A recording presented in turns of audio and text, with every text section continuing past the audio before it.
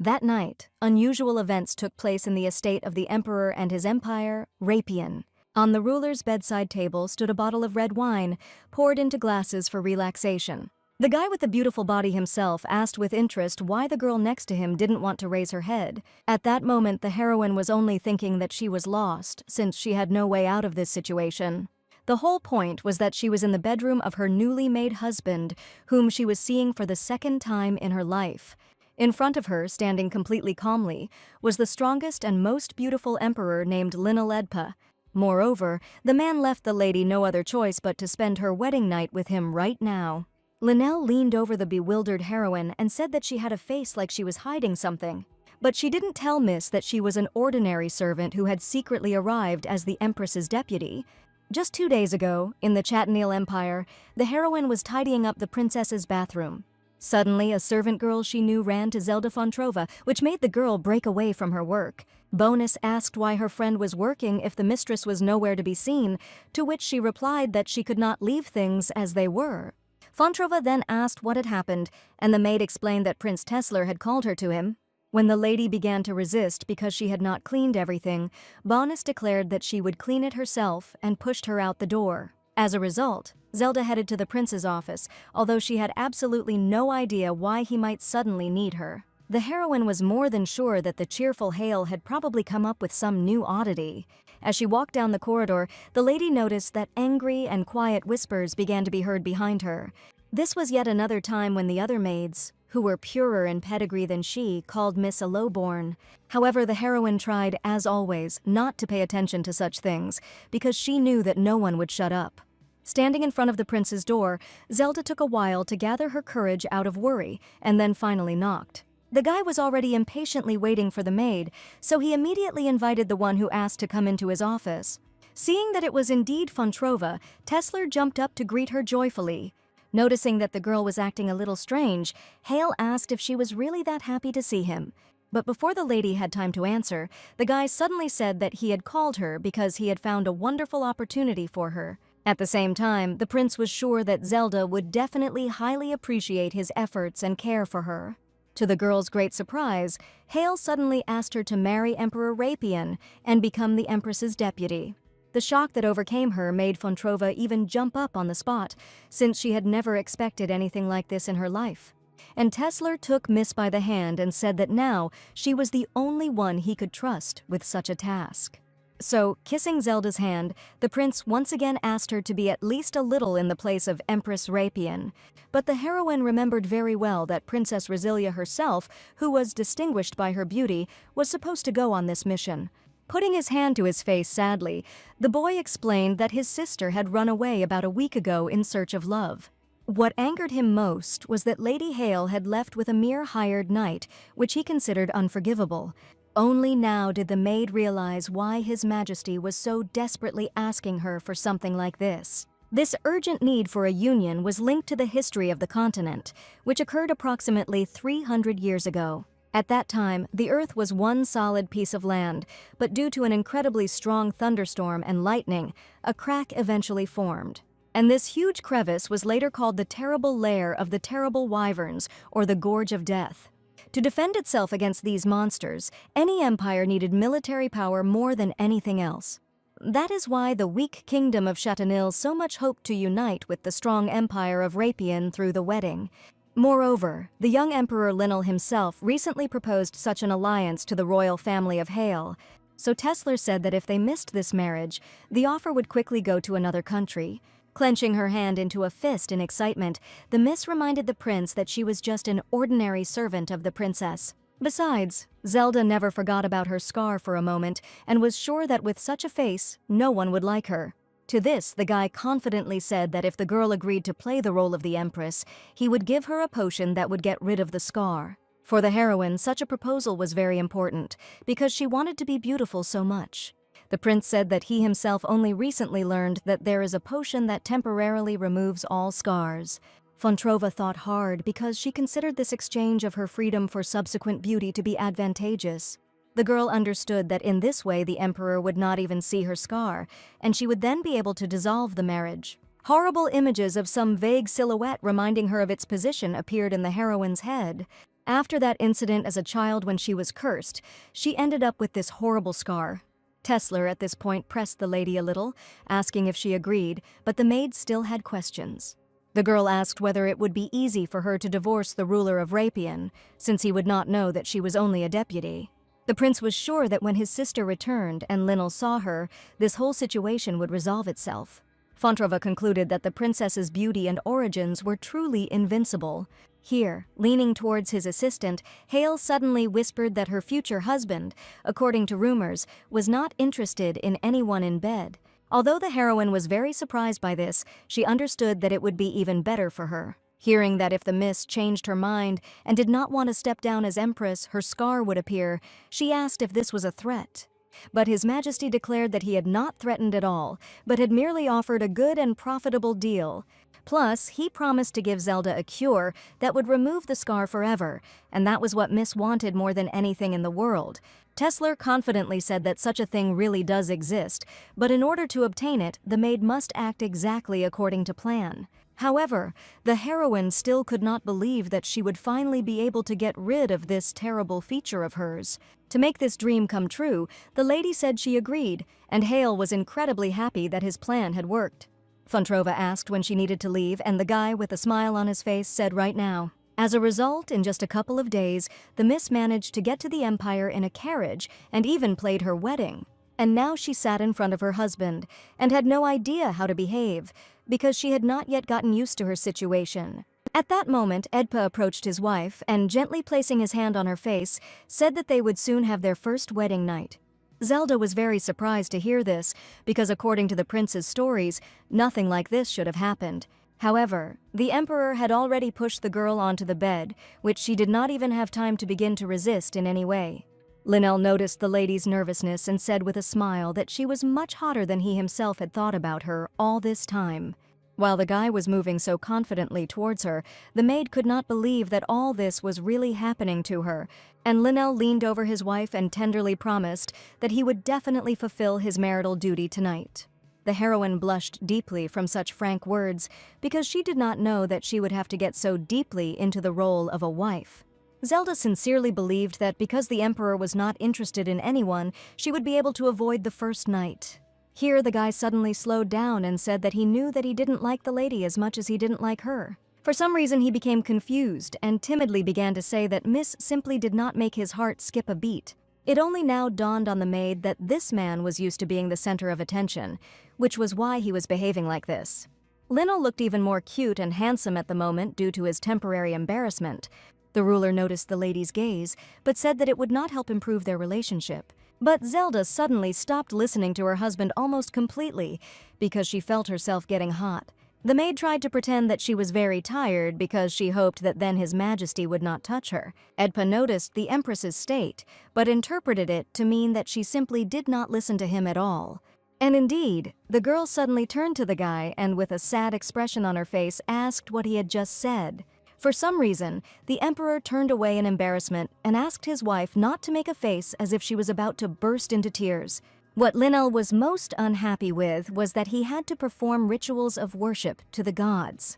Realizing that he had been muttering all sorts of things out loud, the emperor explained that he was simply angry at the customs of the priests. The heroine was surprised to notice that her newly made husband was worried about her because she thought that he was colder.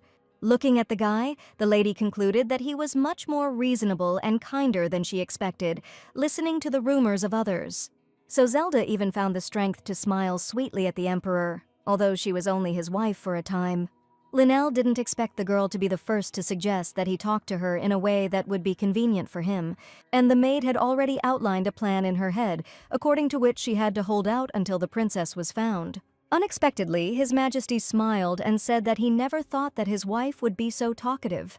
The heroine was very surprised to notice that the emperor's mood and behavior had suddenly changed dramatically. The guy himself looked into the lady's eyes and asked, quite seriously, if she believed that gods exist. Fontrov stared at Edp in amazement, not understanding how much he believed in what he was asking her. Here the ruler looked somewhere to the side and said that they had already arrived, which ultimately frightened the heroine greatly. She asked with concern in her voice who exactly had arrived, and now it was Linnell's turn to be surprised that the miss didn't know. Imagine the assistant's surprise when she learned that in the emperor's family, the first wedding night was shown to the priests. No one had warned Miss about this at all, so she froze in place in complete shock. At that moment, those same priests arrived, knocked on the door, and asked permission to enter. The emperor immediately let them in, although Zelda suddenly began to desperately resist such a decision. In response, the guy asked the empress not to worry, because he was only going to portray their actions anyway. When the maid asked what he meant, the ruler raised his hand and pulled the rope tied to the bed. Literally a few seconds later, the couple was surrounded by a lilac fabric, hiding them from everyone. Linnell explained that this was his plan, and the lady simply needed to tolerate his presence for a little while. Having satisfied himself that Fontrov had no further objections, Edpa turned again to the door and invited the priests in. The three main representatives of the temple immediately appeared in the room, but said nothing when they saw the curtain. His Majesty declared that the priests would see only their silhouettes, and would also read prayers and leave. Zelda only now realized that the emperor had decided to deceive the servants of God a little and play out a bed scene with her, but the heroine didn't expect that in the end, the guy would say that he really needed her help. While the miss blinked her eyes in bewilderment, Edpa managed to partially undress and was now carefully hovering over her. With a hint of regret in his voice, Linnell suddenly said that in order to convince the priests, they would have to kiss. The maid decided that if such a small thing was needed, then she was quite ready for something like this. The only thing the lady prayed for now was for the whole tradition to end soon. Suddenly, the heroine felt something that she had been afraid of for a long time and hoped that she would not feel for as long as possible. Her husband didn't even suspect what his wife was thinking, so he behaved as relaxed and calm as possible. And Zelda herself suddenly realized that her body was burning again, which periodically happened to her because of the curse. Linnell thought that the girl was frowning so much because she was unhappy with everything that was happening. Leaning over the lady, he whispered that the Empress was playing her part too well. But Fontrov couldn't say anything in response to him, because her whole body seemed to be burning alive. As a result, the assistant didn't even notice how the guy simply went and kissed her, but mechanically gave herself up to his lips. Suddenly, it dawned on the heroine that the heat was gone, causing her to open her eyes in complete shock. Zelda even had the impression that some kind of magic had happened to her from this kiss with the Emperor.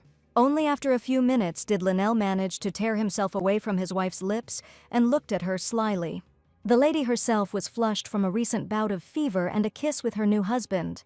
Having woken up, the boy and the girl jumped up, realizing that the priests had already left long ago and they were completely alone.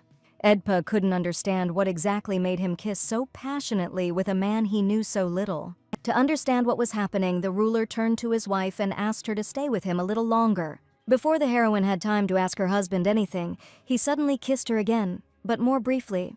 After which His Majesty frowned, saying that something seemed strange to him and this interested Zelda. Unable to bear it any longer, Fontrov extended her hands to the ruler, although she remembered that she herself was not allowed to get close to him. However, just like Linnell before, the maid also kissed him, trying to understand what she herself wanted to know.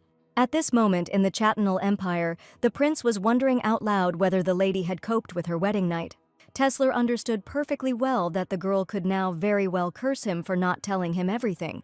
However, it was important to Hale that the miss go to the Emperor voluntarily, so he deliberately hid something. This is all because near the Gorge of Death, some strange movement began again due to the flying wyverns.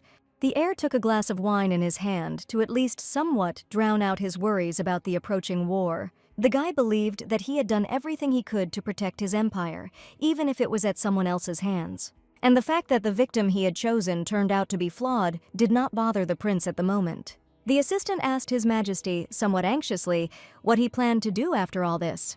Tesler responded with a slightly evil smile, but did not answer exactly what plans he had for Zelda, and the newlyweds were still in bed, enjoying each other's touches. What surprised Lyndall most was that when he touched the Empress, his body instantly became warm. But the heroine herself did not know the answer to this question, since she absolutely did not understand what was happening between them. However, for some reason, whenever she touched the guy, she felt pleasantly cool. As a child, ever since the girl received the burn, she suffered from excruciating fever quite often. The curse that haunted her even instantly heated up the cold water as soon as the lady climbed into the bathtub. At that moment, Edpa said that for some reason he was unable to stop the kiss at that moment, which pulled the miss out of her thoughts. In fact, Zelda felt the same as the Emperor himself, although she did not want to admit it. And His Majesty suddenly said with a sweet smile that the Empress seemed so pleasantly warm to him. A little later, as they lay together holding hands, Linnell told them that he had always lived in bitter cold. After these words, which were difficult for him to say, the guy fell silent for a while and squeezed his wife's hand tighter. And then he suddenly admitted that when he kissed Zelda, he felt as if spring had come around. The heroine, with her mouth slightly open, listened as if enchanted to all these confessions of the ruler, which she did not even suspect. And Edpa jumped up and declared that he had not imagined it at all, and that his body had really become very hot. Only now did the husband notice the bewilderment on his wife's face and guess that she again knew nothing. So His Majesty sighed with displeasure and said that this was precisely why imperial marriages were so full of lies. To get closer to the lady, Lindell began to tell a story about how 3 years ago he fought near the Ravine of Death. Then the guy set himself the goal that he would win this brutal fight, no matter what it cost him. And so, at the decisive moment, a Ma appeared before His Majesty who knew how to control wyverns. Edpa immediately realized that he had to eliminate this man, otherwise his squad would lose this battle. Therefore, without a second's delay, the Emperor was the first to rush into battle despite the difference in size. He actually managed to catch the magician off guard and even wound him, but he managed to cast a spell. The enemy pointed his hand straight at the ruler and trapped him in magical rays, which Edpa was able to reflect with difficulty. At the end of the story, Linnell said that the mage was eventually able to cast a curse on him, and Zelda immediately asked what kind of curse it was. Although His Majesty had already decided to be sincere with the girl, further words were not easy for him. Only after a few minutes did he admit that he should have been frozen into the ice forever and never come back to life. However, Linnell managed to avoid the full curse due to the fact that he himself had magic, but his body temperature was now low. The Emperor admitted that this was why he was so surprised when he first touched his wife's hand. Fontrov guessed that this freezing curse was the opposite of her own, which is why they were good together. The heroine was able to understand that only when they touched did their bodies finally return to normal. But the lady was not yet going to admit that she was cursed, since she was temporarily the guy's wife. Noticing that Zelda had somehow shrunk down, the ruler asked if the Empress was very surprised. But the maid assured His Majesty that she felt very comfortable being with him.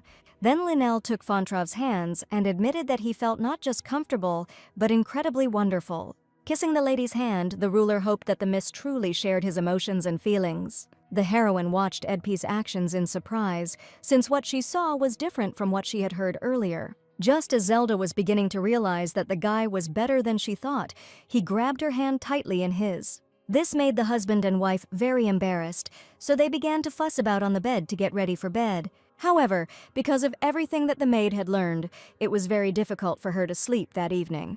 Then the girl heard the Emperor calling her very hesitantly, so she immediately responded. And the guy asked Zelda, when she turned to him, if they were spouses, which the miss confirmed. After which, looking at the Emperor's satisfied face, the lady added that it was unfair to attack him in the face like that. In response, Linnell smiled and stated that, as husband and wife, they could hold each other's hands without any permission at all. Zelda was noticeably embarrassed by these words and even blushed a little, but still agreed with the ruler. Edpa admitted that he had not slept so sweetly in warmth for a very long time without using a magic stone. The heroine also felt similar pleasant emotions because her husband's voice greatly calmed and lulled her.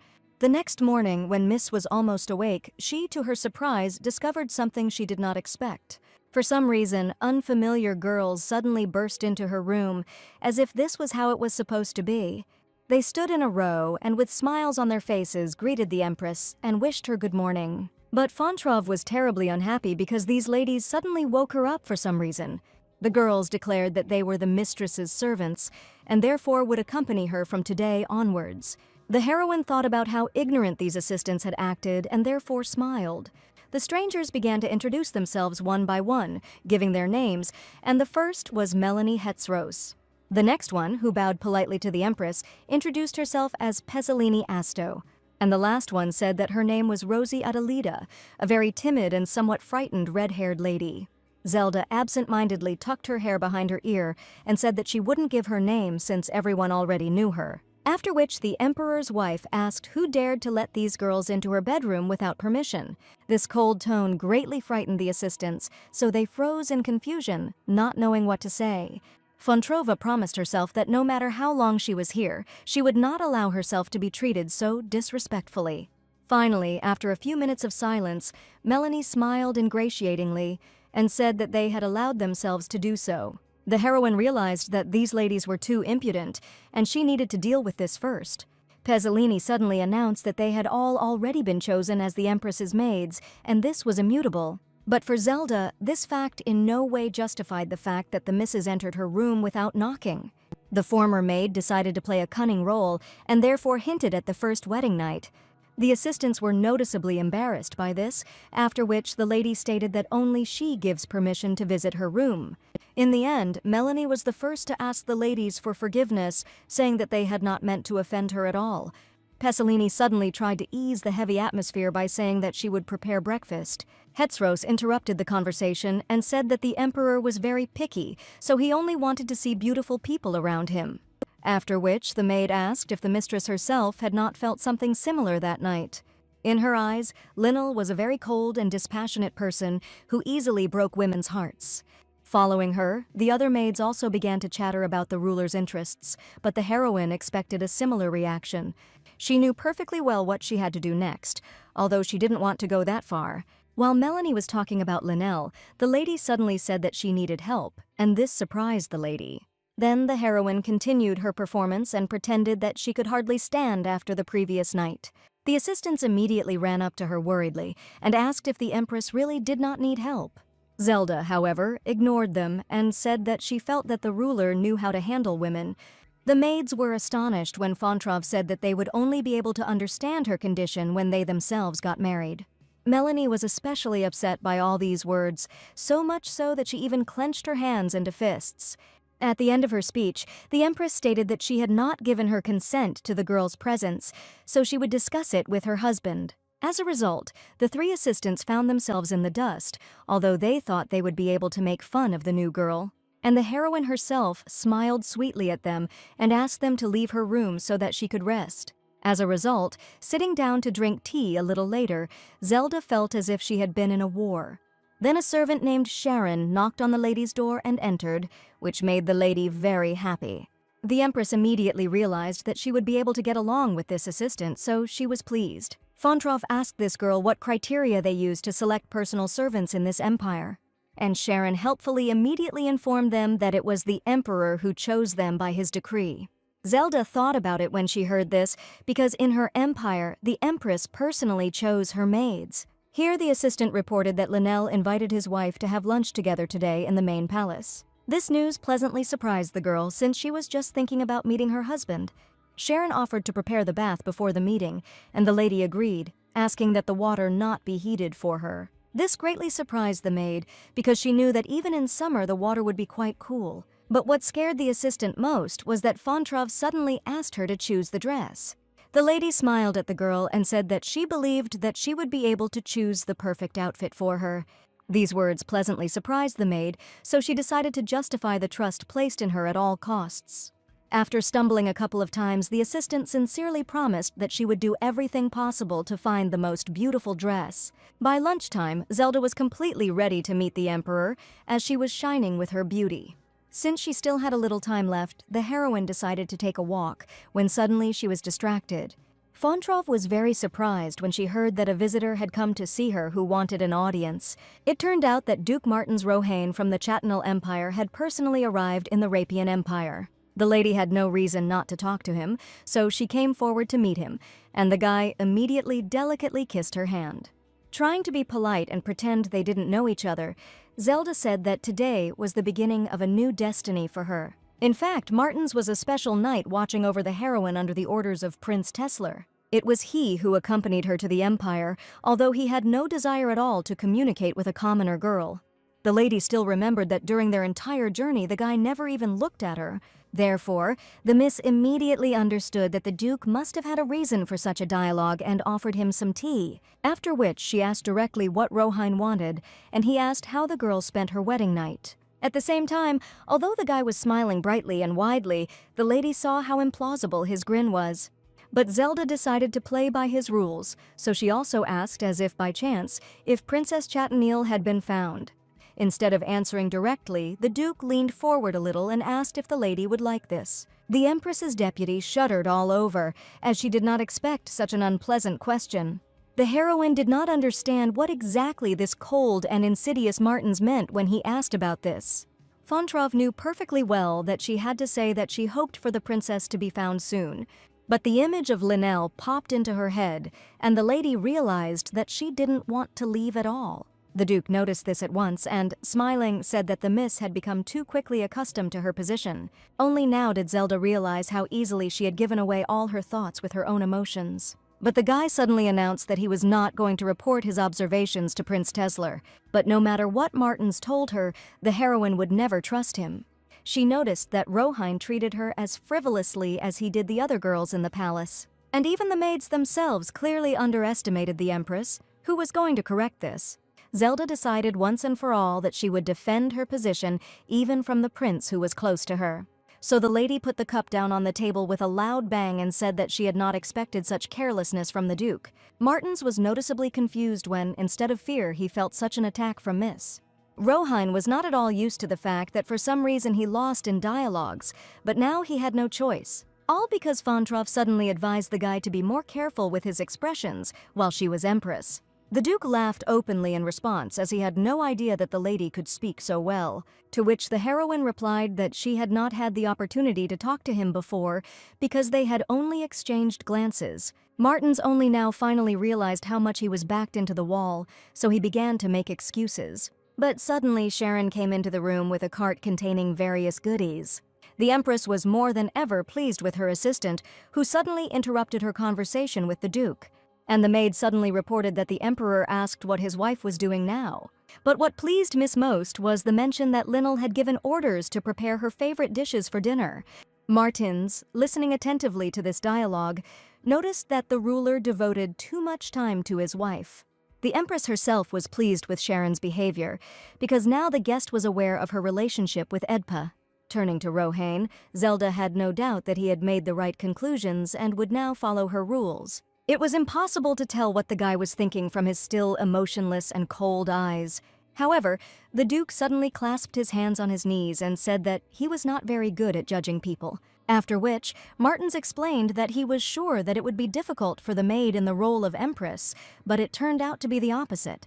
The Emperor's wife immediately guessed that Rohane would definitely pass this information on to Prince Hale. And the Duke himself decided to end the dialogue at this point, since he had already learned everything he wanted. However, the guy's lips twitched uncertainly when the lady suddenly asked how long he would stay here. After which, with a poisonous smile on his face, he said that he would always follow His Majesty. When it was time for lunch, the heroine was able to fully collect her thoughts and came to the dining room in a good mood. She understood that now she needed to focus on the upcoming dialogue with her husband. The Emperor at this moment looked as irresistible as always, although he seemed very cold at first glance. Following the rules of etiquette, Zelda bowed to her husband and greeted him gallantly before approaching the table. Only after this did the girl finally raise her head and look around, ultimately being very surprised. The lady could not even imagine that at lunch with the ruler she would meet her unsuccessful morning assistants. Melanie, as always, was the first to bow to the Empress, as if her morning anger had never happened. But Fontrov herself could not so easily accept the fact that she saw all these faces again. Then His Majesty called the girl and told her to quickly take a seat at the table next to him. He asked the lady if she liked her quarters, and she replied that she would like to change a few things, hinting at the useless maids. The guy listened in surprise as the miss said that her room lacked warmth and love. He asked who had the power to give this love, and Zelda hinted that the Emperor could come to her more often. The maids' faces immediately changed, because the last phrase sounded like flirting, which was unacceptable. Realizing this, the heroine immediately became embarrassed and asked her husband to forget about her last words. But then, to the girl's great surprise, Linnell declared that he would definitely come to her as often as possible. Noticing that his wife was embarrassed, the husband asked if she was joking, and the lady replied that everything was fine. Here they both started talking about last night, which immediately threw the assistants nearby out of their equilibrium. And Linnell himself, quite shamelessly, declared that he would like to repeat right now everything that happened last night. Zelda didn't understand why the ruler started to speak so frankly, because she didn't believe that he could start helping her. Here, Edpa abruptly changed the subject and asked why the maids were in the dining room, but they were unable to answer clearly. After hearing all this, the emperor suddenly said that it would be better if his wife chose her own personal assistants. Melanie realized where this was going and tried to object to it, but Linnell asked everyone to leave. When they were alone, the guy suggested that the girl eat quickly before everything got cold. At the same time, he mentioned last night again, as he tried to play his role convincingly. So Hetsros, who had been trying to eavesdrop on the gentleman's conversation until the very end, pursed her lips in displeasure. Unexpectedly, Edpa admitted that there was something that interested him greatly, and he decided to ask directly. The guy looked at his reflection in the wine and asked if he was still not her type, as he had been 2 days ago. But the heroine was sure that she had never met the ruler before the wedding, so she didn't understand what he was talking about. Suddenly, Linnell repeated her recent words, which made the girl open her eyes wide in surprise. Only now, looking at His Majesty, did the miss realize that he was very similar to the recent stranger. But Zelda could not even imagine that 2 days ago, when she was diligently hiding, fate brought her together with her future husband. He was wearing a cloak and a hood over his face as he too tried to hide his identity that day. What frightened the Empress's deputy most in this situation was that her husband could see her scar. The fact is that, in the company of the Duke of Rohine, the lady arrived at a small settlement of the Rapian Empire 2 days ago. The girl still had a scar on her face at the time, as she had just arrived to get medicine for it. Martins got out of the carriage after the maid and said that they had definitely come to the right place. As godforsaken as it looked, it was a magic shop named after Mr. Big. The Duke, just in case, told the lady once again that although he didn't look very good on the outside, he was a very skilled craftsman on the inside. It was rumored that this mage could provide absolutely everything from magical items to simple potions. The heroine just thought that she didn't know of any such place to get rid of a scar. But deep down inside, Zelda still didn't believe that such a thing was possible. To test everything on personal experience, the future Empress said goodbye to Martins for a while. Rohine silently watched the girl, since he still had no intention of helping her in any way. At that moment, Fontrov, somewhat hesitantly, although decisively, opened the door of the magic shop. Almost immediately, the secretary of a skilled magician met her and asked how he could help the new customer. The girl walked up to the counter and immediately put a bag of money on the table to show that she was serious. The guy immediately recognized what kind of remedy the lady had come for, so he asked her to follow him. At that moment, Miss passed by another man in a cape, who turned around to look at her, although she did not notice. The wizard Mr. Big was already sitting at his desk, waiting for Zelda to decide to approach. The girl removed her hood in front of him, since there was no longer any point in disguise, and looked at the vial in front of her. The magician told the lady to first make sure the potion was effective, and she obediently drank it. After which, the man handed Miss a mirror and offered to look at herself, which she did not refuse. Imagine Zelda's surprise when a girl with a completely normal face looked at her from the mirror. At first, the heroine didn't even believe what she saw and awkwardly touched her now smooth skin. All her life, Fontrov had dreamed of this moment when she would be able to see herself beautiful, and now it had come. The girl now could not understand why she had suffered all this time if it was so easy to get rid of the scar. Here, Big reminded that the effect of the potion was temporary, and now he had only prepared a month's supply. Zelda replied, disappointed, that she wished she had bought a lot more of the item so that it would last longer. But the gentleman disappointed the lady by saying that so much could not be cooked at once, so she simply had to order more of it. Just in case, the miss asked if the magician could completely heal her from the scar, but he answered negatively. While waiting for her to be given all the vials of potion, the heroine sat down on the sofa, partially pressing down on the newspaper. She became interested, so she read it and was disappointed that they managed to write about the future Empress in the paper. Suddenly, Fontrov heard a pleasant male voice from her side, and therefore turned around with curiosity. It turned out that there was some unknown guy sitting with her who asked if the miss knew well about the Emperor's tastes. This stranger seemed very handsome to the maid, especially because he smiled very mysteriously. Zelda was surprised by this question, but still answered that men's tastes were quite simple. But the guy didn't back down and asked if the lady was too sure about the ruler's tastes. The assistant noted that he spoke as if he knew Linnell, and the stranger briefly confirmed this, after which this man brazenly declared that Edpa's tastes were clearly not the same as the girl's own. These words touched the heroine, who was already in a bad mood because of the scar, so she jumped up on the spot. Just at that moment, the secretary brought the lady her order, which she ended up being very happy about. Turning to the stranger, Zelda expressed the hope that the emperor had been much more polite than he had been. She mentioned that the princess doesn't like such people, and then it was the guy's turn to get angry at Fontrov's words. But the maid smiled and said that she certainly knew more about the tastes of the emperor's daughter than any customer in the store.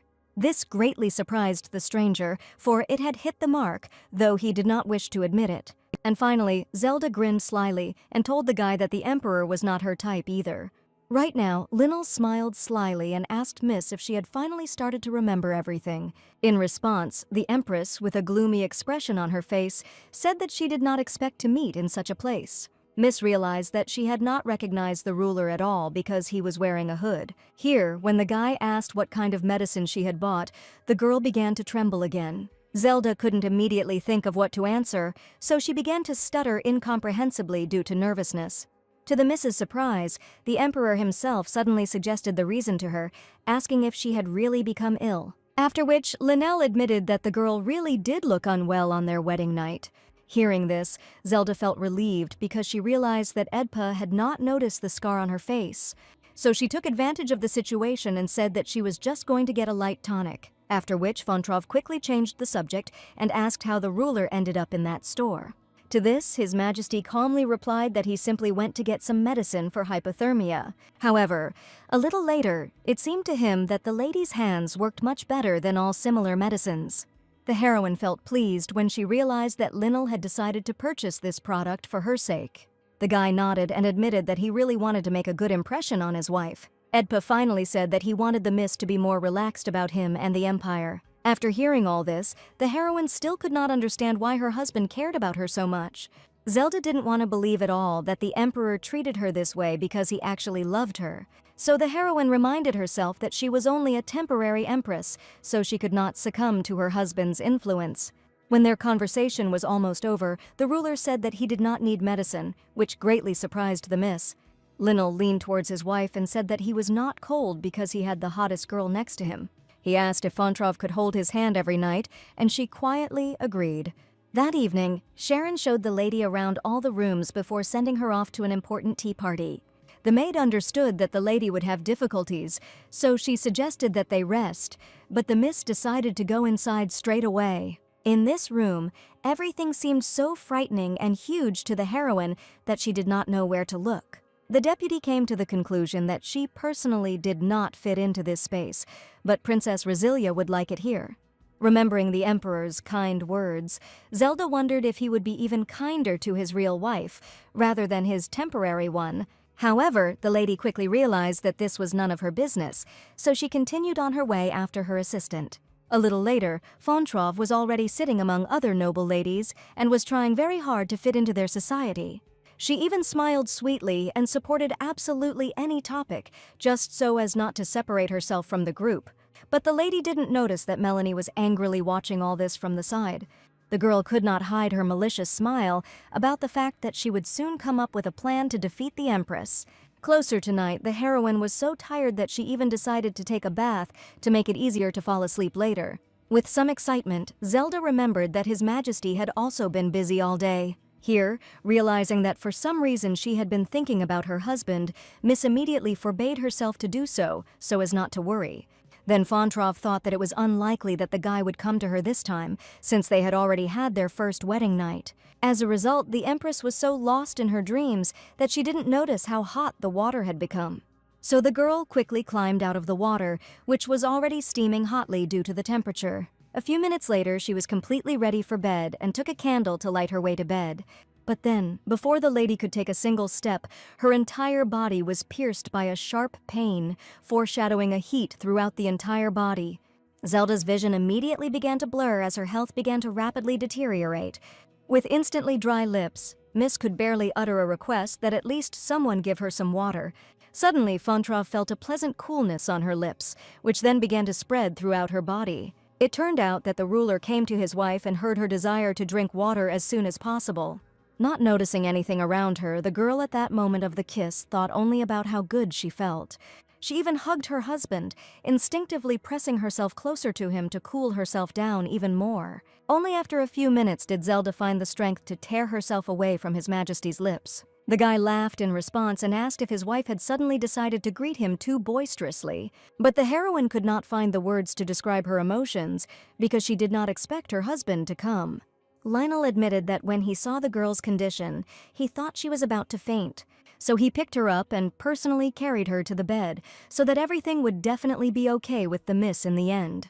In response, Fontrov could only ask for forgiveness for accidentally making her husband worry about her. However, Edpa said with a smile that since they were a married couple, it was natural for them to take care of each other. After which he leaned over the surprised lady, who was gradually recovering from the attack.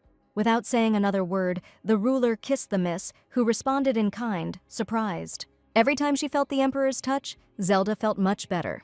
But then the image of Prince Tesler popped into the heroine's head, reminding her that she shouldn't have behaved like that. So Fontrov tried to order herself not to succumb even more to the seductive influence of His Majesty. Therefore, barely finding the strength in herself, the Empress turned to her side, which immediately alarmed the guy. The heroine asked her husband to go to his room, arguing that she was not feeling well that day. But, to the maid's great surprise, Linnell declared that they could hold hands, so he would stay close. These words pleasantly surprised Zelda, since she herself wanted to be close to this man. At the same time, in another estate, a young girl was reading an evil letter from her cunning ally. It stated that the Empress was completely ignorant of manners, which made the lady who read the message laugh. She smiled and asked out loud if Fontrov knew that the Emperor would soon take a concubine. The next morning, Zelda woke up very sweetly in her bed and was immediately greeted by Sharon.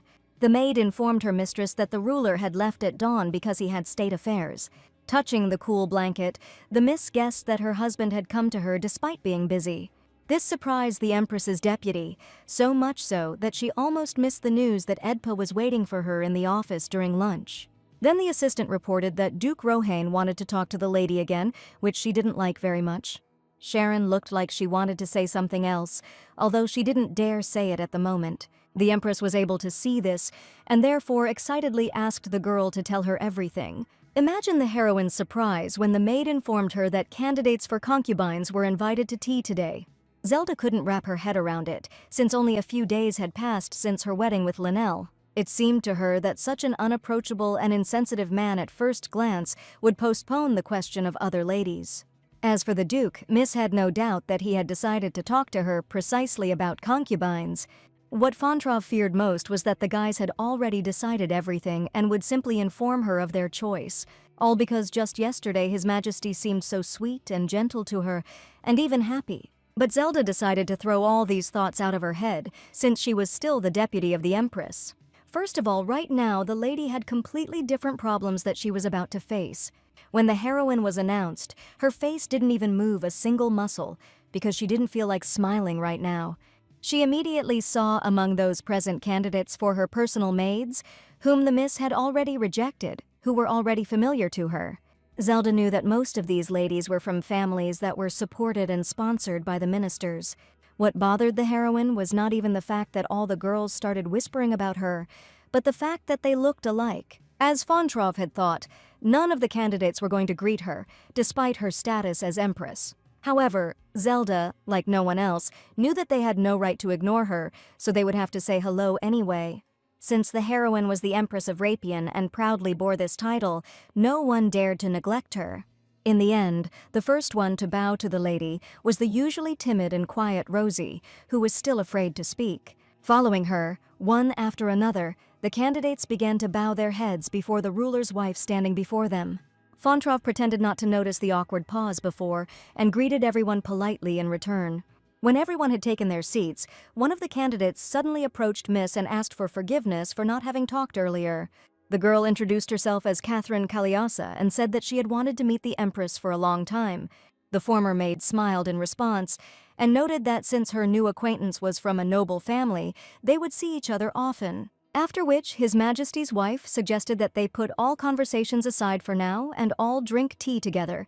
No one objected because they did not dare to contradict a lady who was higher in status. The only ones who didn't behave quietly and obediently but looked at each other were Melanie and Catherine.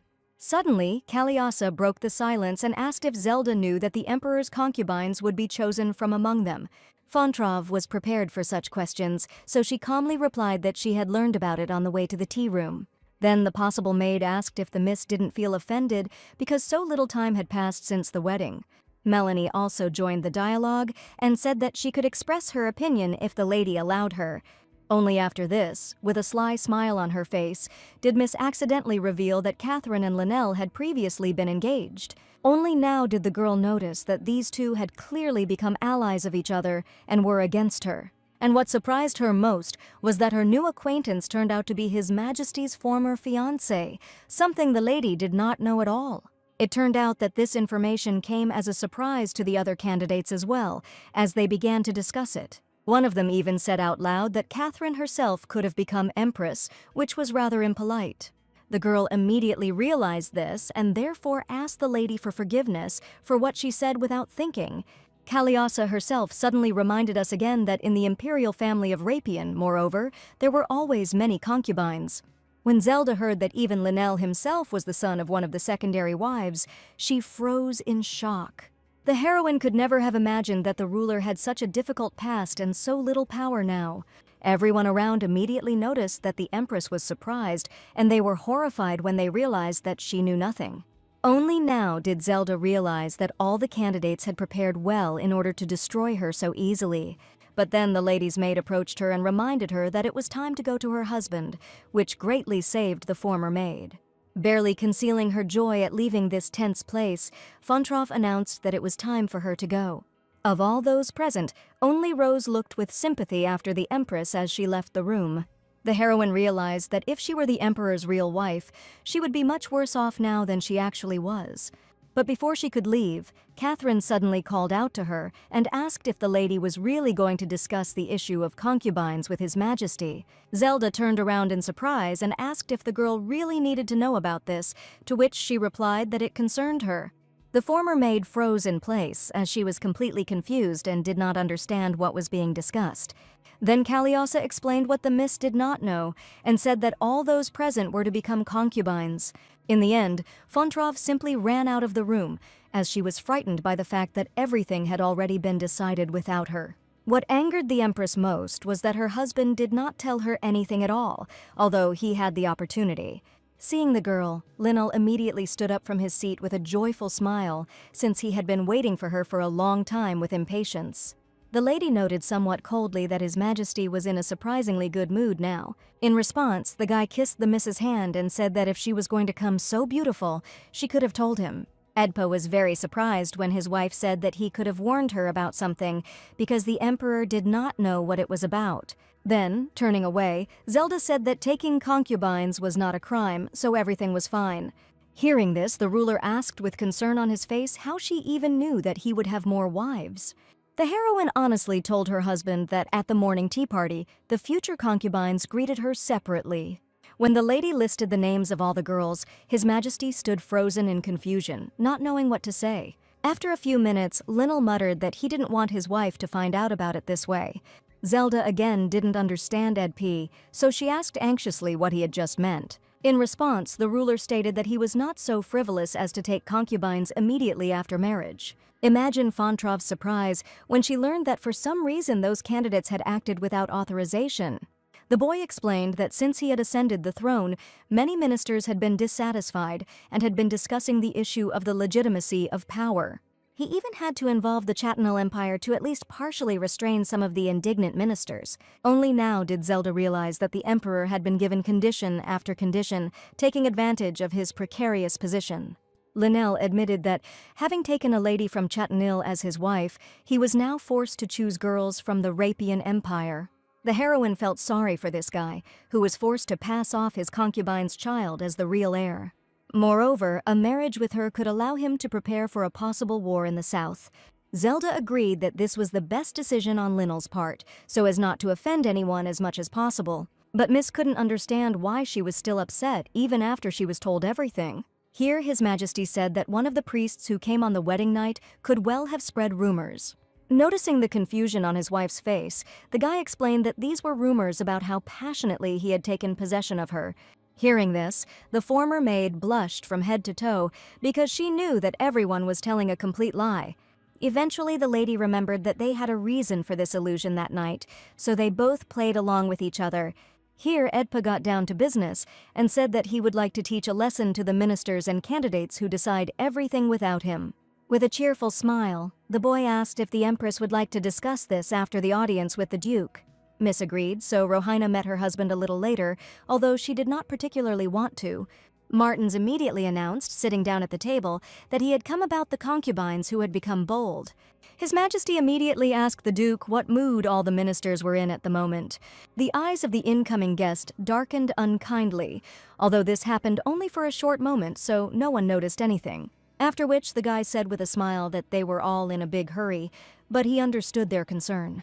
Looking slyly at the Empress, Rohain explained that the question of an heir was a different matter entirely. The heroine herself knew that noble people would hardly want to see a child from a foreign wife as an heir. The lady also knew that the more descendants the emperor had, the stronger the family's influence became. The heroine understood perfectly well that if her position was unstable, then a divorce from her would not be difficult at all. So, looking at Martins calmly drinking tea, the lady concluded that he was not even going to be on her side. Unexpectedly, Linnell said that he was angry at having to take concubines so quickly, which surprised the deputy empress. The Duke asked anxiously whether, if it were not for the persistence of the ministers, the emperor would not have taken concubines at all. To this, Edpa stated with absolute certainty that he had never even thought of such a thing, so he had the right to be angry. Hearing this, Rohain was clearly not happy and therefore looked anxiously at the former servant to help him. Only an embarrassed blush played on the girl's face, and she, due to her own worries, did not even look at the Duke. Then, with the Emperor's permission, Martin said that he had better resolve the issue with the concubines as soon as possible. Linnell asked with displeasure if a guest from another empire was really offering to accept secondary wives. In response, the guy stated that even the presence of concubines should not change anything for Ed P if he himself did not want it. Only now did Zelda look into the Duke's eyes and realize that he was trying with all his might to make her situation worse. Fontrova understood perfectly well how problematic her life in the palace with the concubines would become. The former maid knew that her options would be limited, but she had to make it so that Linnell wanted to take concubines himself.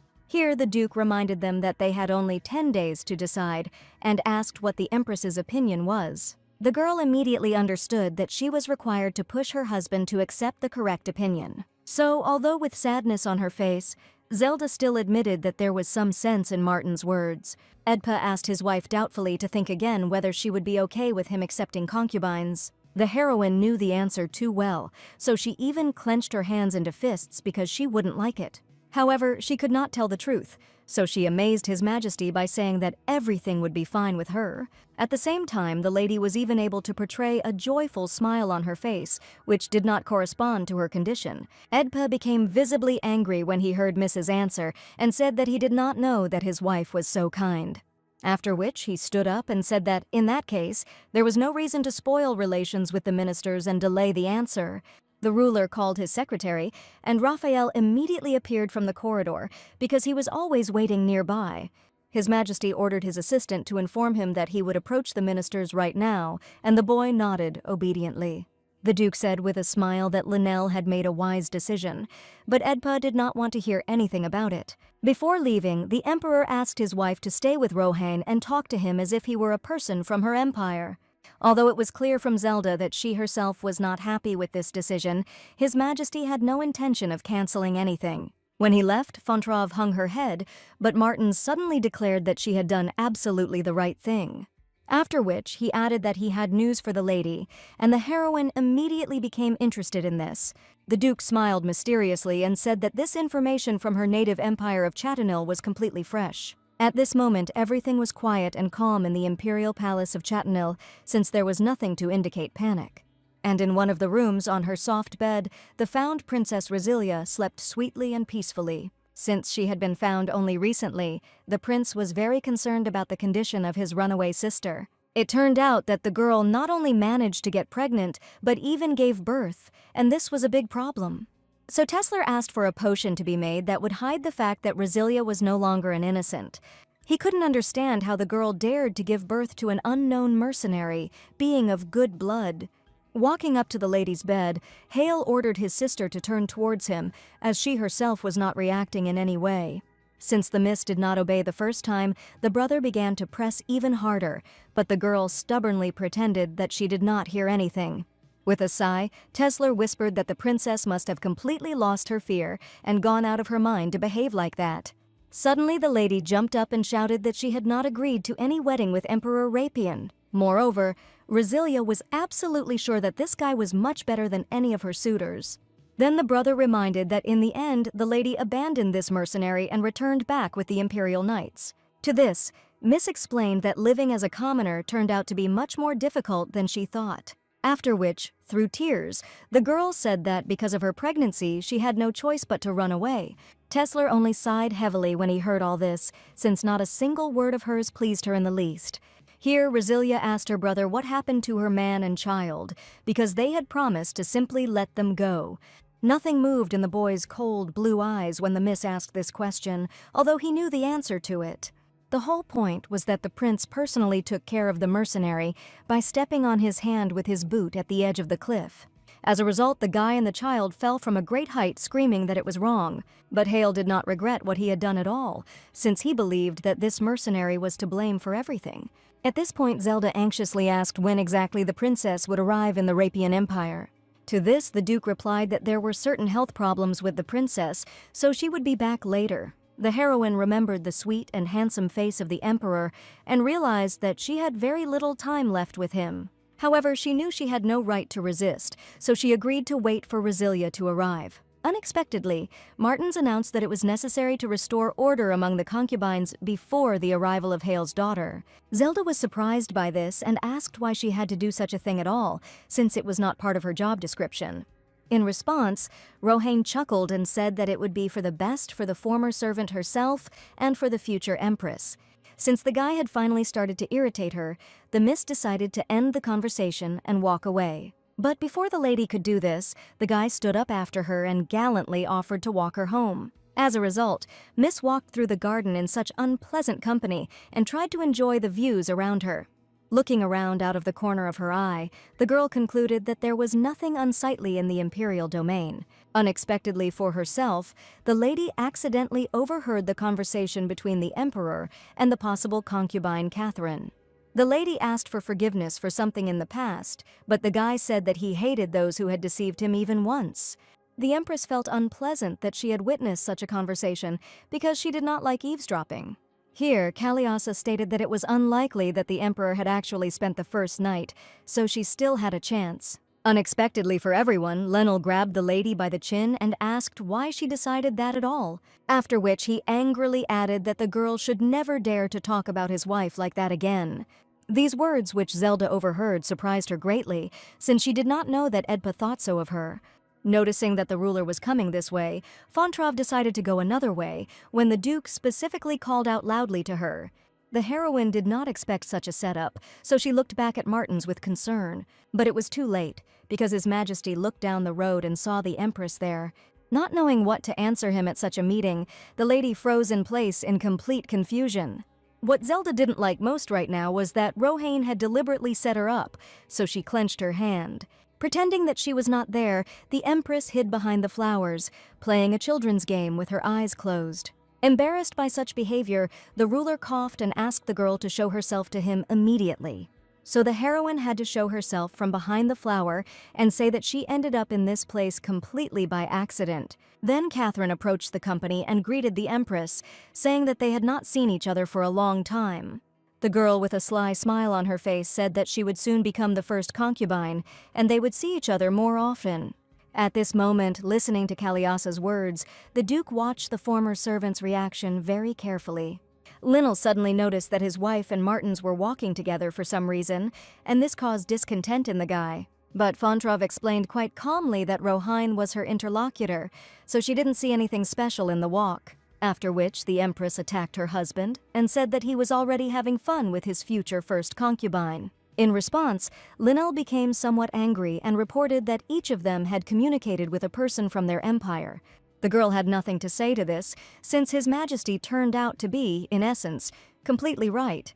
At this point, even Edpa ended the dialogue because he did not want to quarrel with the lady anymore, although it had already happened. Unexpectedly, Zelda said that she was just about to return to her chambers, so she would not disturb the ruler's conversation. But before she could leave, the Emperor suddenly grabbed her hand and stopped her, which surprised her. But Fontrov pulled her hand out of the ruler's hands quite sharply, although she said nothing.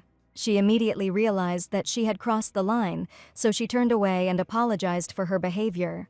In the end, completely shocked by his wife's behavior and how everything ended, Edpa stayed where he was. The Duke smiled at him and informed him that the boy need not worry, since he would see Miss off himself. So as a result, Linnell was left alone with his future first concubine, which was what he didn't want the most. But Catherine, who silently watched everything that was happening, was completely satisfied with the outcome. At this point, Rohane was barely able to catch up with the lady, as she was walking very quickly, wanting to get as far away as possible. Miss asked what Martins wanted from her, and he said that he had come to see her off out of knightly duty. The lady said with displeasure that he had failed the knightly tests, which ultimately surprised the guy greatly.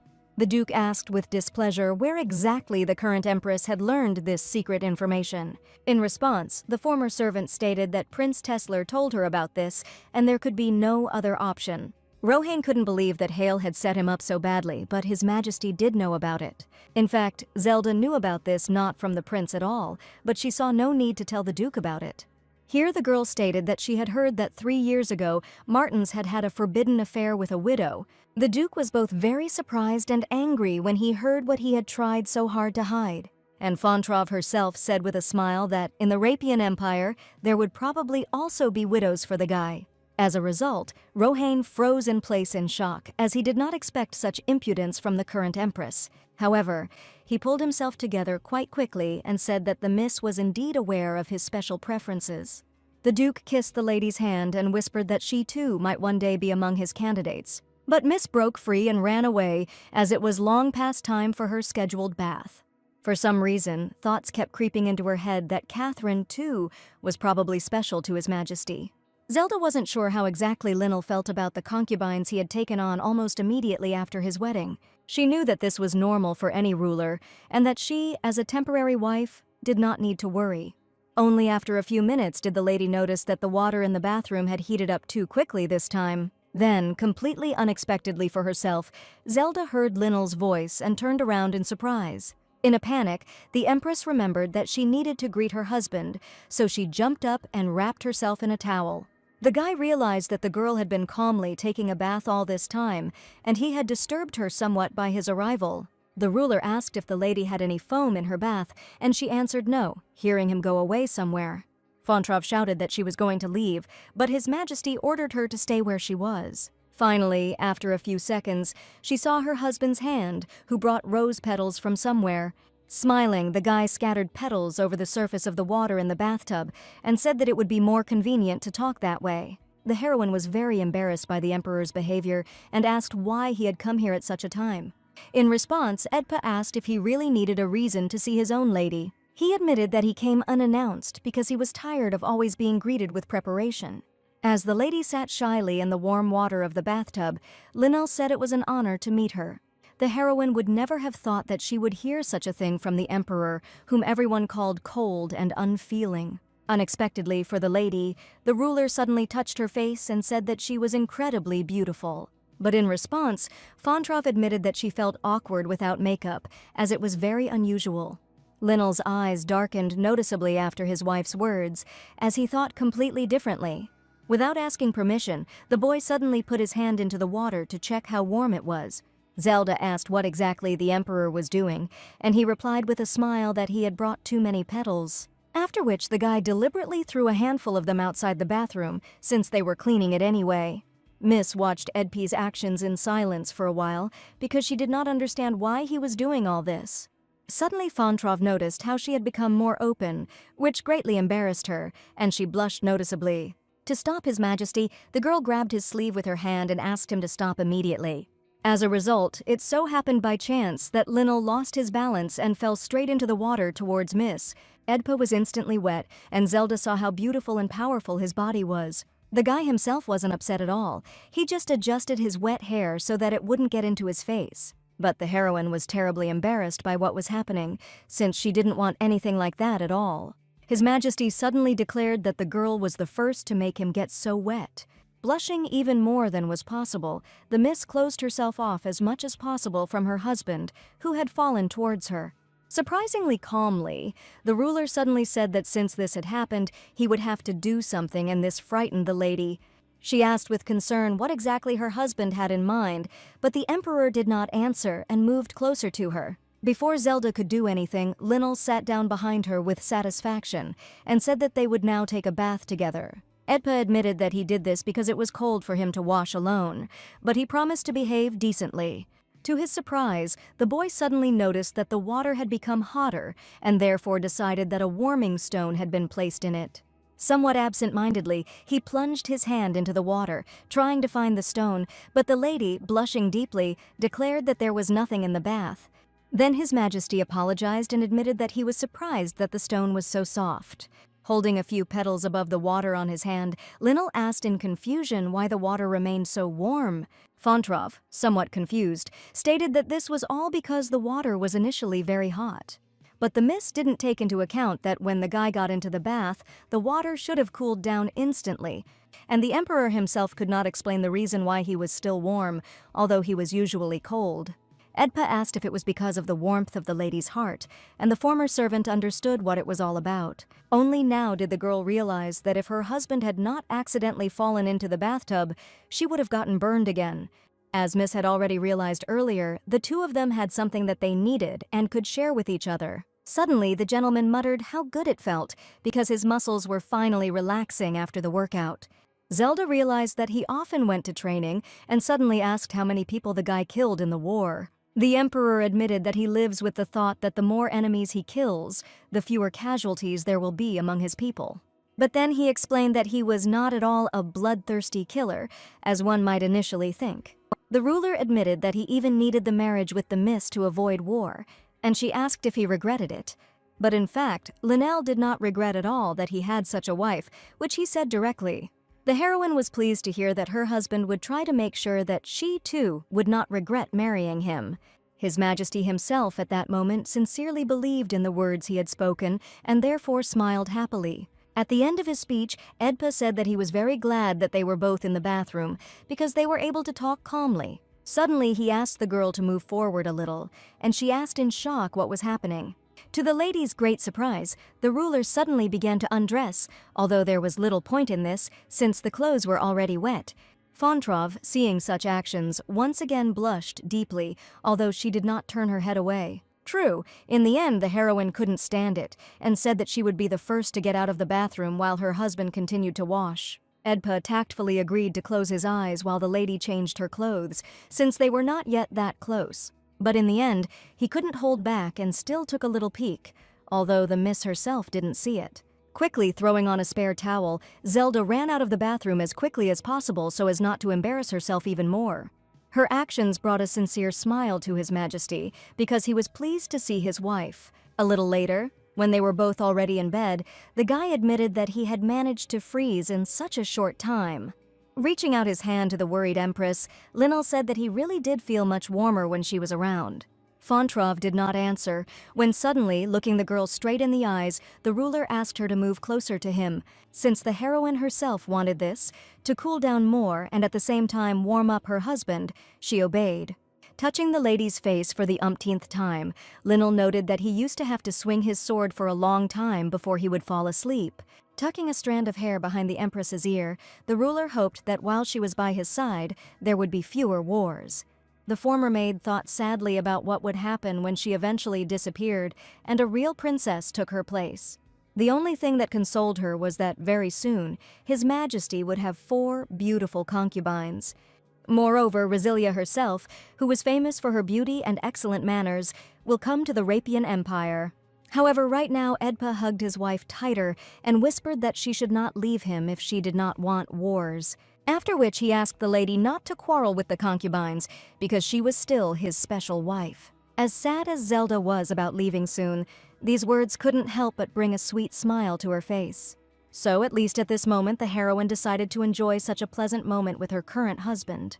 About an hour ago, the night bodyguard informed his master that Linnell was in his wife's chambers. His name was Rolf, and he had orders from the very beginning to keep an eye on any actions of the newlyweds.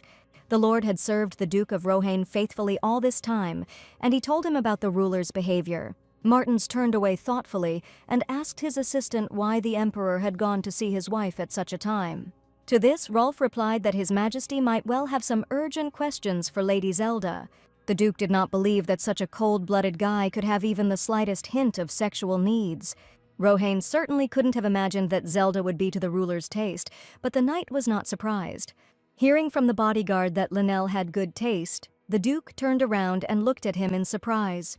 Martins asked in bewilderment why his knight spoke as if Fontrova were beautiful. The guy was a little embarrassed by this question for the first time in a long time, but he understood that he would have to answer. Therefore, he remembered seeing the current empress during sword training, which had impressed him greatly at that moment. The knight even admitted that the lady was so good at this that he felt like a nobody.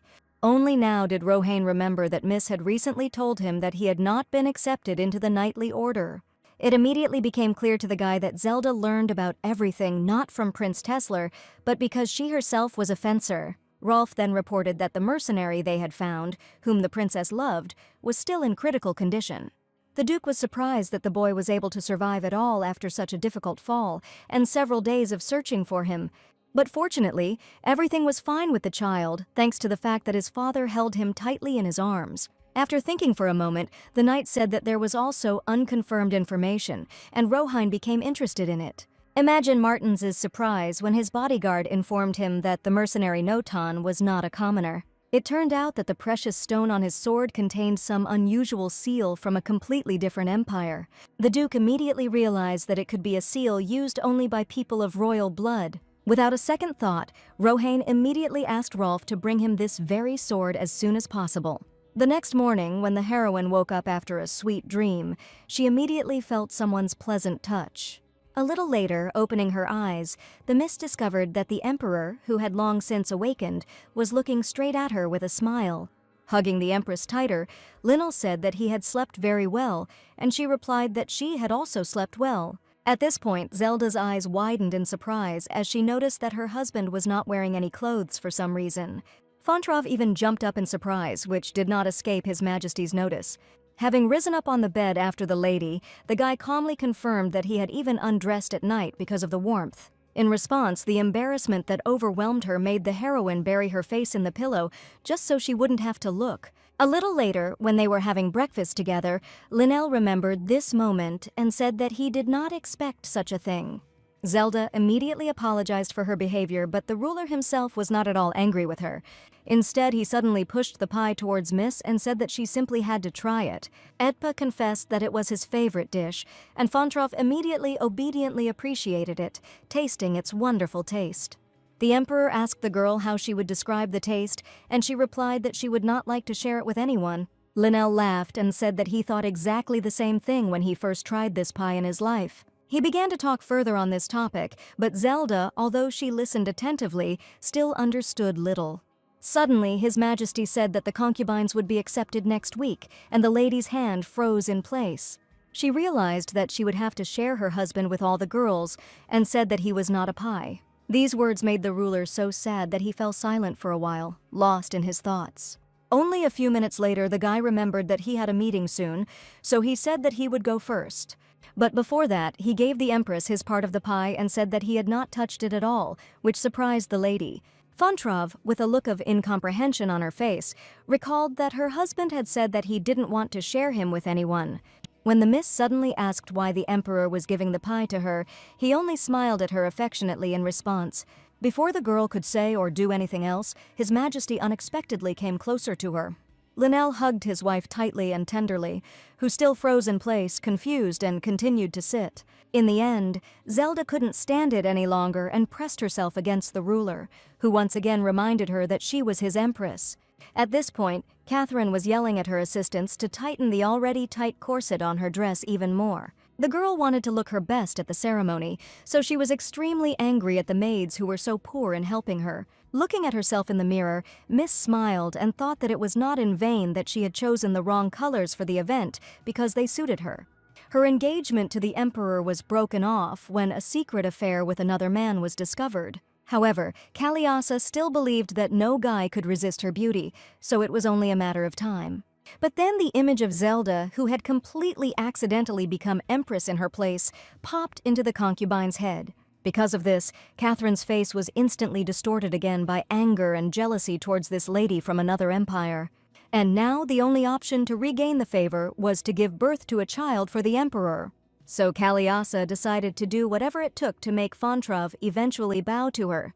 10 days later, the ceremony of accepting the concubines took place, which, as always, took place in the prayer room of the temple.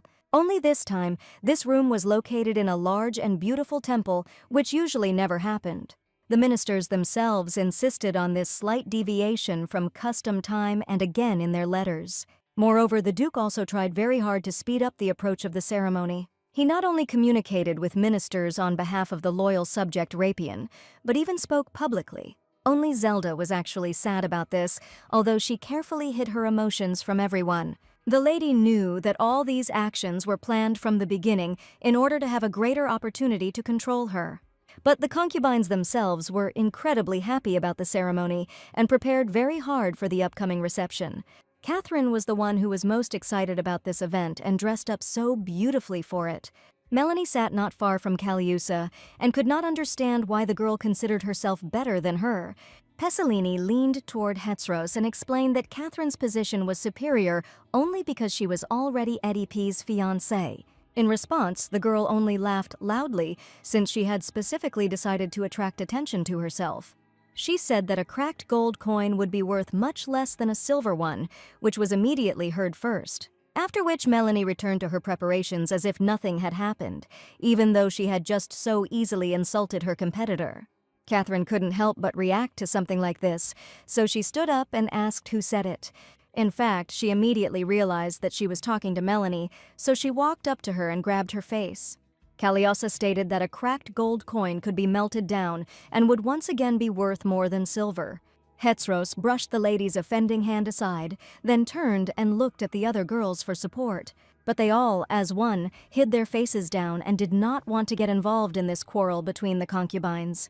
Here, Kaliasa said that she would explain everything to her rival in an accessible language, and Melanie prepared to fight back. Leaning towards the lady, Catherine declared that she would always be first and that this would remain unchanged, no matter how anyone wanted it.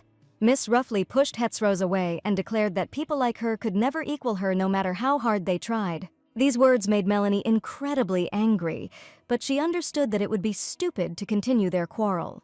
However, the girl eventually lost her temper and shouted that Catherine was not an empress, so she had fewer rights. But then Raphael entered the room and announced that the ceremony would soon begin, so the concubines should prepare. This is what made Catherine and Melanie stop competing with each other, at least for a while. However, Kaliasa still turned to the other girls and told them to treat her as the best. Rose was especially frightened by these words, since she did not at all want to know how heavy her rival's hand was. Clenching her hands tightly into fists, Adelaide thought fearfully about the Empress, against whom all the concubines would be set. The girl didn't want to quarrel with Zelda at all, although their first meeting, quite by chance, didn't go very well. However, the lady did not give up hope that over time the Empress would open her heart to her. In the meantime, Rose was very sad that she had never managed to have a heart-to-heart talk with Fontrov. Looking accidentally into the mirror in front of her, the lady noticed something that she ultimately didn't like about herself. Miss took off one of the ornaments from her head and put it on the table because she did not want to be beautiful at all. After a very short time, the long-awaited ceremony of accepting concubines began in the temple. As custom required, His Majesty kissed the hand of each of them in turn, thus greeting them, after which the Emperor and all the other concubines placed their hands on the altar to be blessed. For this occasion, the chief priest put on his best cassock and began to read a special blessing prayer. The whole time the prayer was being said, Linnell kept a completely serious face, and it was unclear what he was thinking about. When the priest's words died away, His Majesty was required to kiss each of the girls, so he was incredibly glad that Zelda was outside the temple and didn't see any of this. The girl herself would not have wanted to see everything that was happening at the ceremony because she was already sad. She hadn't gone to eat or sleep anyway, so she didn't want to give herself any more reasons to worry. Nevertheless, Fontrov couldn't help but at least take a look at the temple from the side, so she went out onto the balcony so late. From the outside, it was clear that the ceremony had already ended, so the lady realized that the ruler had gone to see one of the concubines. This was not her personal wish or the emperor's, as the customs of the ceremony required it. So, no matter how sad the lady was, she still decided to go to bed in the hope that she would fall asleep fairly quickly. But then Fontrov heard that someone had come to her, and in spite of everything, hope lit up in the girl's eyes. From the maid's voice, she understood that the assistant would first inform her of the arrival of that night guest. An image of Linnell immediately popped into Zelda's mind because that was the one she wanted to see right now. So the heroine immediately went out to meet Sharon, although she had not yet had time to properly knock on her door. But for some reason, the assistant didn't look happy at all, which made the Empress a little nervous. It turned out that it was not the Emperor who had arrived, but the Duke, who had requested an audience at this very late hour. Fontrov didn't even believe what she heard at first, which is why her eyes flashed fearfully in the light of the room. Sharon said that she asked about the purpose of the visit, but the guy replied that he would only tell everything to the lady personally. At that moment, the heroine thought hard about how she should ultimately deal with the Duke of Rohine. As a result, the lady said that it was not yet time for sleep and asked for a shawl to be brought to her to wrap herself up. So, literally a few minutes later, the girl came out to meet her uninvited guest. The guy immediately greeted the miss properly and hoped that he had not disturbed her rest too much. Zelda thought silently for a moment, not knowing what course of action she should take. In the end, Fontrova honestly stated that Martins had really bothered her, so she decided to find out why he had come. Rohane asked the Deputy Empress not to be angry, as he decided to keep her company. The heroine did not expect that just for this reason, the Duke would dare to disturb the wife of the Emperor himself so late. The guy himself, clearly not at all nervous, began to drink the tea poured for him by his assistants absolutely calmly. But Zelda couldn't feel the same emotions, so she clenched her hands into fists out of excitement. Martins noticed this quite easily, so he asked the lady not to be nervous, which immediately surprised her. It was only when Rohane suddenly started talking about concubines that Miss realized that it was not about wanting to keep her company. Martins declared that the Emperor would have to spend the night with one of the accepted concubines. Zelda herself knew that this was absolutely normal, but her heart could not accept this state of affairs. Then, to the girl's great surprise, the guy suddenly noticed that she looked upset, which made her freeze in place. Looking at the smug Duke, the heroine concluded that he was actually a very unpleasant person. In order not to drag out this vile dialogue any further, the lady asked directly why the resident of her empire had come to her. But the guy didn't want to reveal his secrets at all, so he said that he just wanted to keep her company. This angered the former maid, so she said that since he saw her reaction, she would go to her room. But as soon as the miss got up to go to the bedroom, suddenly the maid came running to her in a panic. The assistant reported that His Majesty had come to see his wife, which greatly surprised the girl. The lady remembered that the ruler should have been with one of the concubines now, so she did not understand why Edpa came to her. Worried, Zelda turned to the Duke and asked him if Linnell might have learned of their agreement. Suddenly she heard her husband's voice behind her and turned around in fear, realizing that he had heard her words. Martins also realized that they were a bit in trouble, but he politely greeted the Emperor as if nothing had happened. However, His Majesty was too angry to say anything in response to the Duke's greeting. Fontrov didn't expect Edpa to come into the room so quickly, so she stood next to him with a guilty face. And Linnell at that moment said that he didn't even know that the girl was so close to Rohine from her empire. Zelda tried to soften the atmosphere by saying that they were not as close as her husband thought. In response, His Majesty smiled rather coldly and decided to test the emotions of his Empress. Fontrov was horrified to hear the question of whether she would mind if Edpa ended up killing the Duke right now. Looking at the guy in surprise, the lady admitted that it wasn't such a bad idea after all. However, Miss did not like the fact that if Martins was killed, an even more unpleasant aristocrat might arrive from the Empire. These words immediately brought a smile to the ruler's face, as he did not expect the girl to think like that. And a second later, Linnell couldn't resist and laughed out loud, admitting that the Empress was right. He then placed his hand on Zelda's shoulder, saying that there was indeed meaning in her words, which he would listen to. After which the guy hugged Fontrov and congratulated the Duke on his survival. However, despite his smile, Edpa advised Martins to leave immediately before he changed his mind. Rohain himself was not against running away as quickly as possible, so he nodded and said that he was going to his place. But before leaving, he leaned towards the girl and quietly whispered something very important to her. As a result, Zelda's face was distorted with fear and worry, but she said nothing in response. After the Duke left, Linnell confidently hugged the Empress and said that they were going to the bedroom. As soon as they arrived at the place, the girl could not stand it and asked why the guy came to her and not to the concubine. Edpa admitted that he had indeed broken tradition by finally coming to his Empress's chambers. It was only now that the Emperor realized that all this time, Zelda had somehow not stopped thinking about something. He asked if Miss was really that worried that he would go to another, and Miss admitted it with a sigh. These words immediately brought a satisfied smile to His Majesty's face, because he was pleased to hear about this. Coming closer to his wife, the guy asked her to tell him about everything that had worried Zelda during the day. Before the heroine could even say a word, the ruler had already gently laid her on the bed and was easily hanging over her. Fontrov was immediately embarrassed by the closeness and distance that arose between them after these actions. In fact, the lady would like everything to remain as before, without the first night with the concubines. But in that case, Miss didn't see any point in having additional wives like Catherine. Linnell's handsome face appeared before her again, and he had managed to blush a little due to the delicate moment. He suddenly said that it would be impolite for a lady to refuse a kiss from him, which made Zelda feel embarrassed as well. But the same sadness remained in her eyes, because she remembered that she could not hold on to her husband. For some reason, the heroine was increasingly drawn to her temporary husband, which now created problems. Edpa suddenly asked his wife to say only that she did not like the fact that he could spend the night with a concubine. Not wanting to give the Empress even a second to think, the guy suddenly kissed her tenderly. After a short while, the Emperor stepped back and once again asked Zelda to tell him what he wanted to hear. Fontrov was in a very difficult situation right now because she really didn't want her husband to leave her. But she remembered too well the Duke's words about her having to send Ed P to the concubines. So, as difficult as it was for her, Fontrov put her hand on her husband's shoulder, pushing him away a little. After which, with sad eyes, the girl barely audibly whispered that she didn't want all this. Linnell immediately interpreted these words the way he wanted, and therefore smiled happily and blushed a little.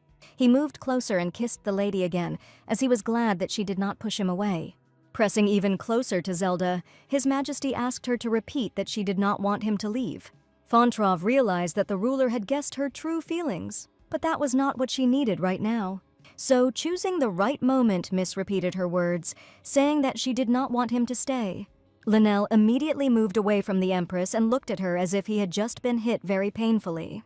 His Majesty's eyes became empty and cold, as if he had not just shown all these tender feelings. However, Edpa did not contradict his wife in any way, but instead quickly moved away from her.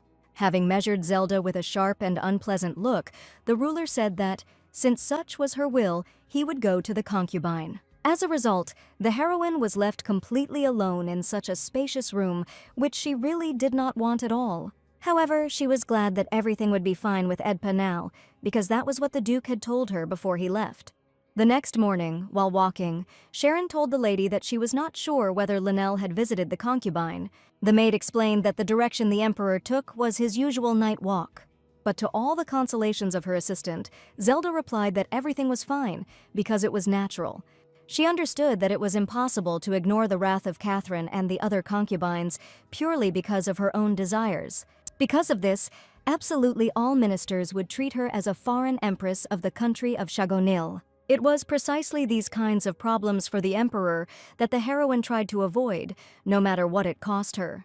So, although she was now sad, Miss considered that she had done the right thing last night as a result. Zelda clasped her hands and tried to console herself with the thought that yesterday's choice had been of great benefit to His Majesty. While they were walking, the lady suddenly turned to the assistant, who did not expect this, so she flinched a little. Moreover, Although Fontrov called the maid, she did not immediately say what exactly she wanted from her because she was lost in thought. Eventually, Miss decided that she wanted to get along well with Linnell, so she asked if he had any business after lunch. Sharon immediately said that the ruler was indeed not busy and was glad when the lady decided to go to him. So after dinner, the emperor's personal secretary announced to him that the empress had unexpectedly come to see him. But Linnell told Zelda to wait because he had a visitor, and she assumed it was one of the ministers. Imagine the heroine's surprise when Raphael reported that Catherine had just entered His Majesty's office. At the same time, the guy was clearly embarrassed to report something like this, although he had to because of his duties. Fontrov immediately imagined the serious face of the concubine who was determined to seduce Ed P. So the fact that the Empress was a little late ended up upsetting her quite a bit. But in fact, even His Majesty himself did not know that Cagliostro would come to him, so he was also surprised. Then the concubine opened the door herself because she heard that someone had come and she immediately became very interested. And Catherine was the only one who didn't get confused in this situation, as she calmly greeted Zelda. Even Fontrov didn't expect that Cagliostro would be able to play the role of a supposedly nice person to everyone so easily. The heroine was very confused at this moment and did not even know how to act in such a situation. Here she met the gaze of Linnell, who was also unhappy about what had just happened. Zelda tried to justify herself and explained that she thought the ruler was alone, which is why she came to him. At this point, Catherine suddenly intervened in the conversation, declaring that the Empress looked especially good today. The former maid did not understand whether the concubine was mocking her now because the ruler was with her at night. However, just in case, the lady decided to pretend that she didn't understand what was being discussed, so she replied that she had simply had a good night's sleep. But then the girl felt her husband's unpleasant gaze on her and did not understand why he was looking at her like that. Moreover, Cagliostro's reddened eyes hinted that the night between her and the emperor had been stormy. Suddenly, Catherine turned around and announced that she was just about to leave, so she wouldn't be late. She did not allow him to say a word and quickly walked through the door so that the heroine was left alone with her husband. Zelda decided to take advantage of this chance as she just wanted to explain yesterday's events to His Majesty. Suddenly, Linnell unexpectedly rudely interrupted Miss and said that he was doing very well, if she was interested. These evil words shocked Fontrov so much that she even froze in place, immediately falling silent. In fact, this was not what Miss wanted to ask at all, but she was not sure that it was important now. The girl said that she was worried because she had driven away the ruler, and he loudly put the cup down on the saucer. After which, the emperor, still angrily, promised that he would behave in such a way that the lady would no longer worry. His Majesty invited her to sit down, but the Empress refused, saying that she was probably disturbing him. The heroine reported that she was convinced that the emperor was in a good mood, and Linnell silently looked at her. Edpa then reminded her that the miss was about to leave and laughed when she asked his permission to do so. However, the guy still let Zelda go, who did not at all understand the reasons for such behavior on his part. Since Fontrov had more to say, she said that she was indeed leaving for her own place. His Majesty did not answer and did not even look at his wife, remaining standing with his back to her. It was only when she left the door that the lady thought about how she wanted to confess her insincerity of yesterday. But before the miss had time to feel even a little sad about this, her personal assistant suddenly called out to her. Sharon suggested that the lady explore the imperial greenhouse, where one could have a good rest. Zelda realized that the maid was trying very hard to help her, so she agreed to this walk with a smile. Although Fontrov didn't say it out loud, she was incredibly grateful to her assistant for such easy help. Before leaving the palace, the lady turned around because she felt like someone was watching them right now. But in the end, she didn't notice anyone, so she calmly walked on, although one of the concubines hid behind the wall. When they arrived at the greenhouse, the Empress was sincerely amazed by its scale and beauty. Sharon admitted that it was also her first time in this place, but she was ultimately pleased with the impression she made. Here the Empress realized that the maid simply wanted to be there herself, so she laughed at it. Suddenly she felt someone looking at her from the outside again, which once again made her very tense. Turning around sharply, the lady decided to protect Sharon at all costs when suddenly she saw Rose in front of her. The heroine immediately remembered that the girl was one of the concubines and was very surprised to see her. It seemed that Adelaide also did not understand how they could have met in the greenhouse at all, since she was very confused. Suddenly, she leaned forward in a polite greeting and formally introduced herself as the Emperor's second concubine. Zelda asked if the lady had come to see the greenhouse too, and she immediately nodded in agreement. Then, in order not to show how surprised she was, the heroine began to chat about all sorts of trifles. Suddenly, Rose called out to Fontrov, and the Empress did not expect to hear that the girl wanted to apologize for something. Adelita explained that she really thought she was allowed to enter her mistress's bedroom that first time. The girl explained that she simply listened to other candidates who said that it was possible to do so. Imagine the surprise of the second concubine when Zelda suddenly said that she did not hold a grudge against her.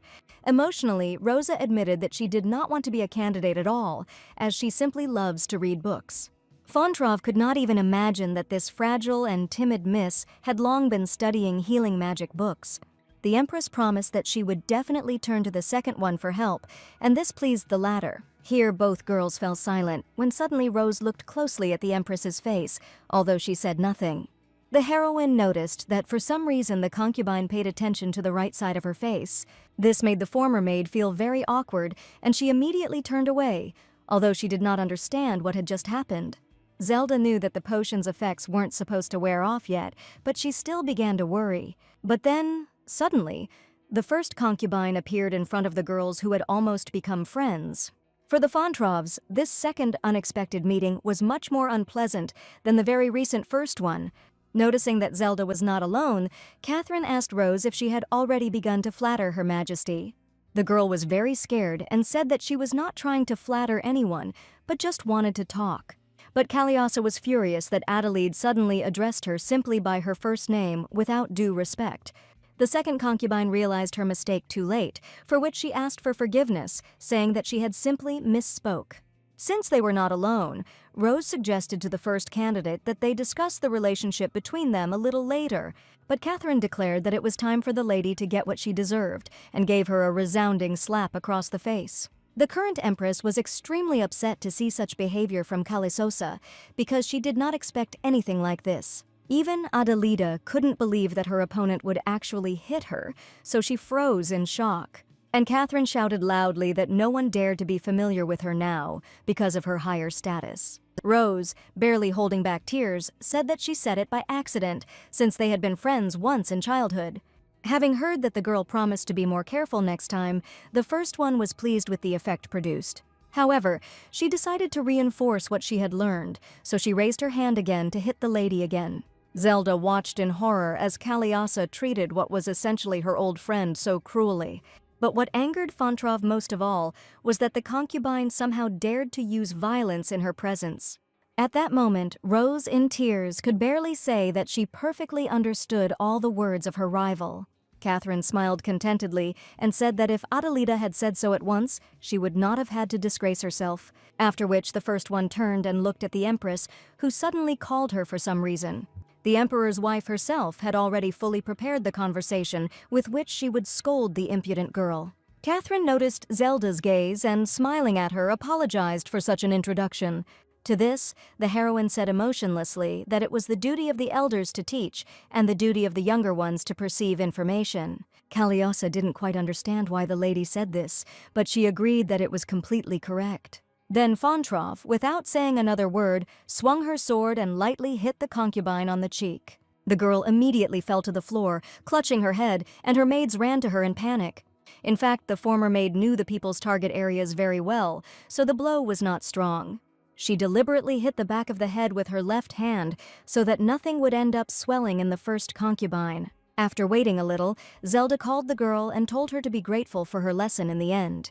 Noticing that Catherine was still unhappy, Fontrov began to list in turn what she was guilty of. In the end, the Empress smiled falsely and said that next time she would not turn a blind eye to these actions. As a result, Cagliostro whispered hoarsely that next time she would be more careful than now. Finally, Zelda told Rosie that she very much hoped for a more successful next meeting. These words made Adelita very happy, and she was able to smile, even despite the pain in her face. Noticing the lady's joy, the heroine was pleased, since she was afraid that she would end up being afraid of her. At this point, all the Empress's business was finished, so she ordered the maid to return back to the room. Unexpectedly for the heroine, Catherine, still sitting on her knees, screamed that she had gone too far last night. Zelda turned around in surprise and said that she had done nothing to deserve such words. Here, to the great surprise of even Rose, real tears appeared in the eyes of the first concubine. After which the girl also stated with resentment that yesterday was supposed to be her first night. Fontrov couldn't even imagine that the emperor ultimately didn't come to the concubine's chambers, although she let him go. The lady said that all decisions were left to Linnell, but Kaliasa demanded to know where he was then. But in this situation, Miss could not help her rival in any way, because she herself did not have the information. When the Empress returned to her chambers, Sharon was surprised and tried to understand where the ruler had been last night. But even his wife could not answer this question, so she remained in the same state of great bewilderment. After all, Zelda had specifically driven out the ruler so that he would be safe, but now she was not sure of that. Unexpectedly, Fontrov told her assistant that she needed to go to the main palace, which surprised her. However, the Empress herself suddenly and confidently declared with a smile that she had decided to see her husband. Moreover, the lady decided to come to the ruler's bedroom today, which was immediately conveyed to him, which made the guy embarrassed. The secretary noted that the gentleman was now more anxious than before the war, and he turned out to be right. His Majesty himself wished that this were not true, but for some reason he could not help himself. In the end, Raphael couldn't stand it any longer and asked Linnell why he was so worried about this situation. But Edpa didn't expect such a question, so he was unprepared for it and looked angrily at his assistant. The secretary calmly shared his thoughts about the fact that for some reason, even during the wedding, the ruler was not worried. But what worried the boy most was that His Majesty was increasingly smiling at inappropriate moments. To this, the gentleman replied that Raph was simply not married yet, but the servant stated that he had more experience anyway. Then the emperor asked the secretary to diagnose him and personally state the reason for such behavior. The guy simply said that most likely His Majesty was simply waiting for the next meeting with his wife. After this, Linnell admitted that his assistant's words made his heart beat even faster and more anxiously. Raphael asked if Edpa was worried about the lady visiting his bedroom, and the ruler asked him to be silent. The emperor admitted that he began to blush terribly every time he thought about such things. Then the servant remembered that no woman had ever visited His Majesty's bedroom before. This realization made Linnell feel even worse, but now he wasn't at all angry at the secretary who was pressuring his emotions. The assistant himself suddenly smiled faintly and said that today would truly be a historic day. That evening, although Zelda was very red with excitement, she still did not change her mind about coming to her husband. Fontrov was noticeably nervous because she really didn't know what to expect from this meeting with the emperor. Suddenly, Sharon asked the lady if she was really okay, and the lady realized that the maid was very worried. However, the lady did not lie and honestly said that she was worried, but was not going to back down. The assistant immediately began to support the Empress, who felt at least a little better because of this. So the heroine smiled and told the girl to relax, because she was already feeling much calmer. Here the lady turned and accidentally came face to face with the emperor, whom she had not expected to see so soon. Linnell also became noticeably embarrassed and said that he had not met the miss at all, but was simply returning from his walk. The girl immediately realized that the guy was evading the answer, when suddenly he extended his hand straight towards her. Edpa, despite his face being pink from the emotions that overwhelmed him, personally invited the Empress to him. Zelda was very pleased with such attention from His Majesty, so she extended her hand in return. Leaving Sharon behind, they both walked through the corridors of the Imperial Palace towards Edpa's private bedroom. Here, to the lady's surprise, Linnell suddenly asked for what purpose the girl had suddenly decided to come to his bedroom. When she answered quite calmly that she had come to sleep, the emperor blushed deeply despite such a simple answer. After which the miss added that she would like to talk a little more, and this greatly interested her husband.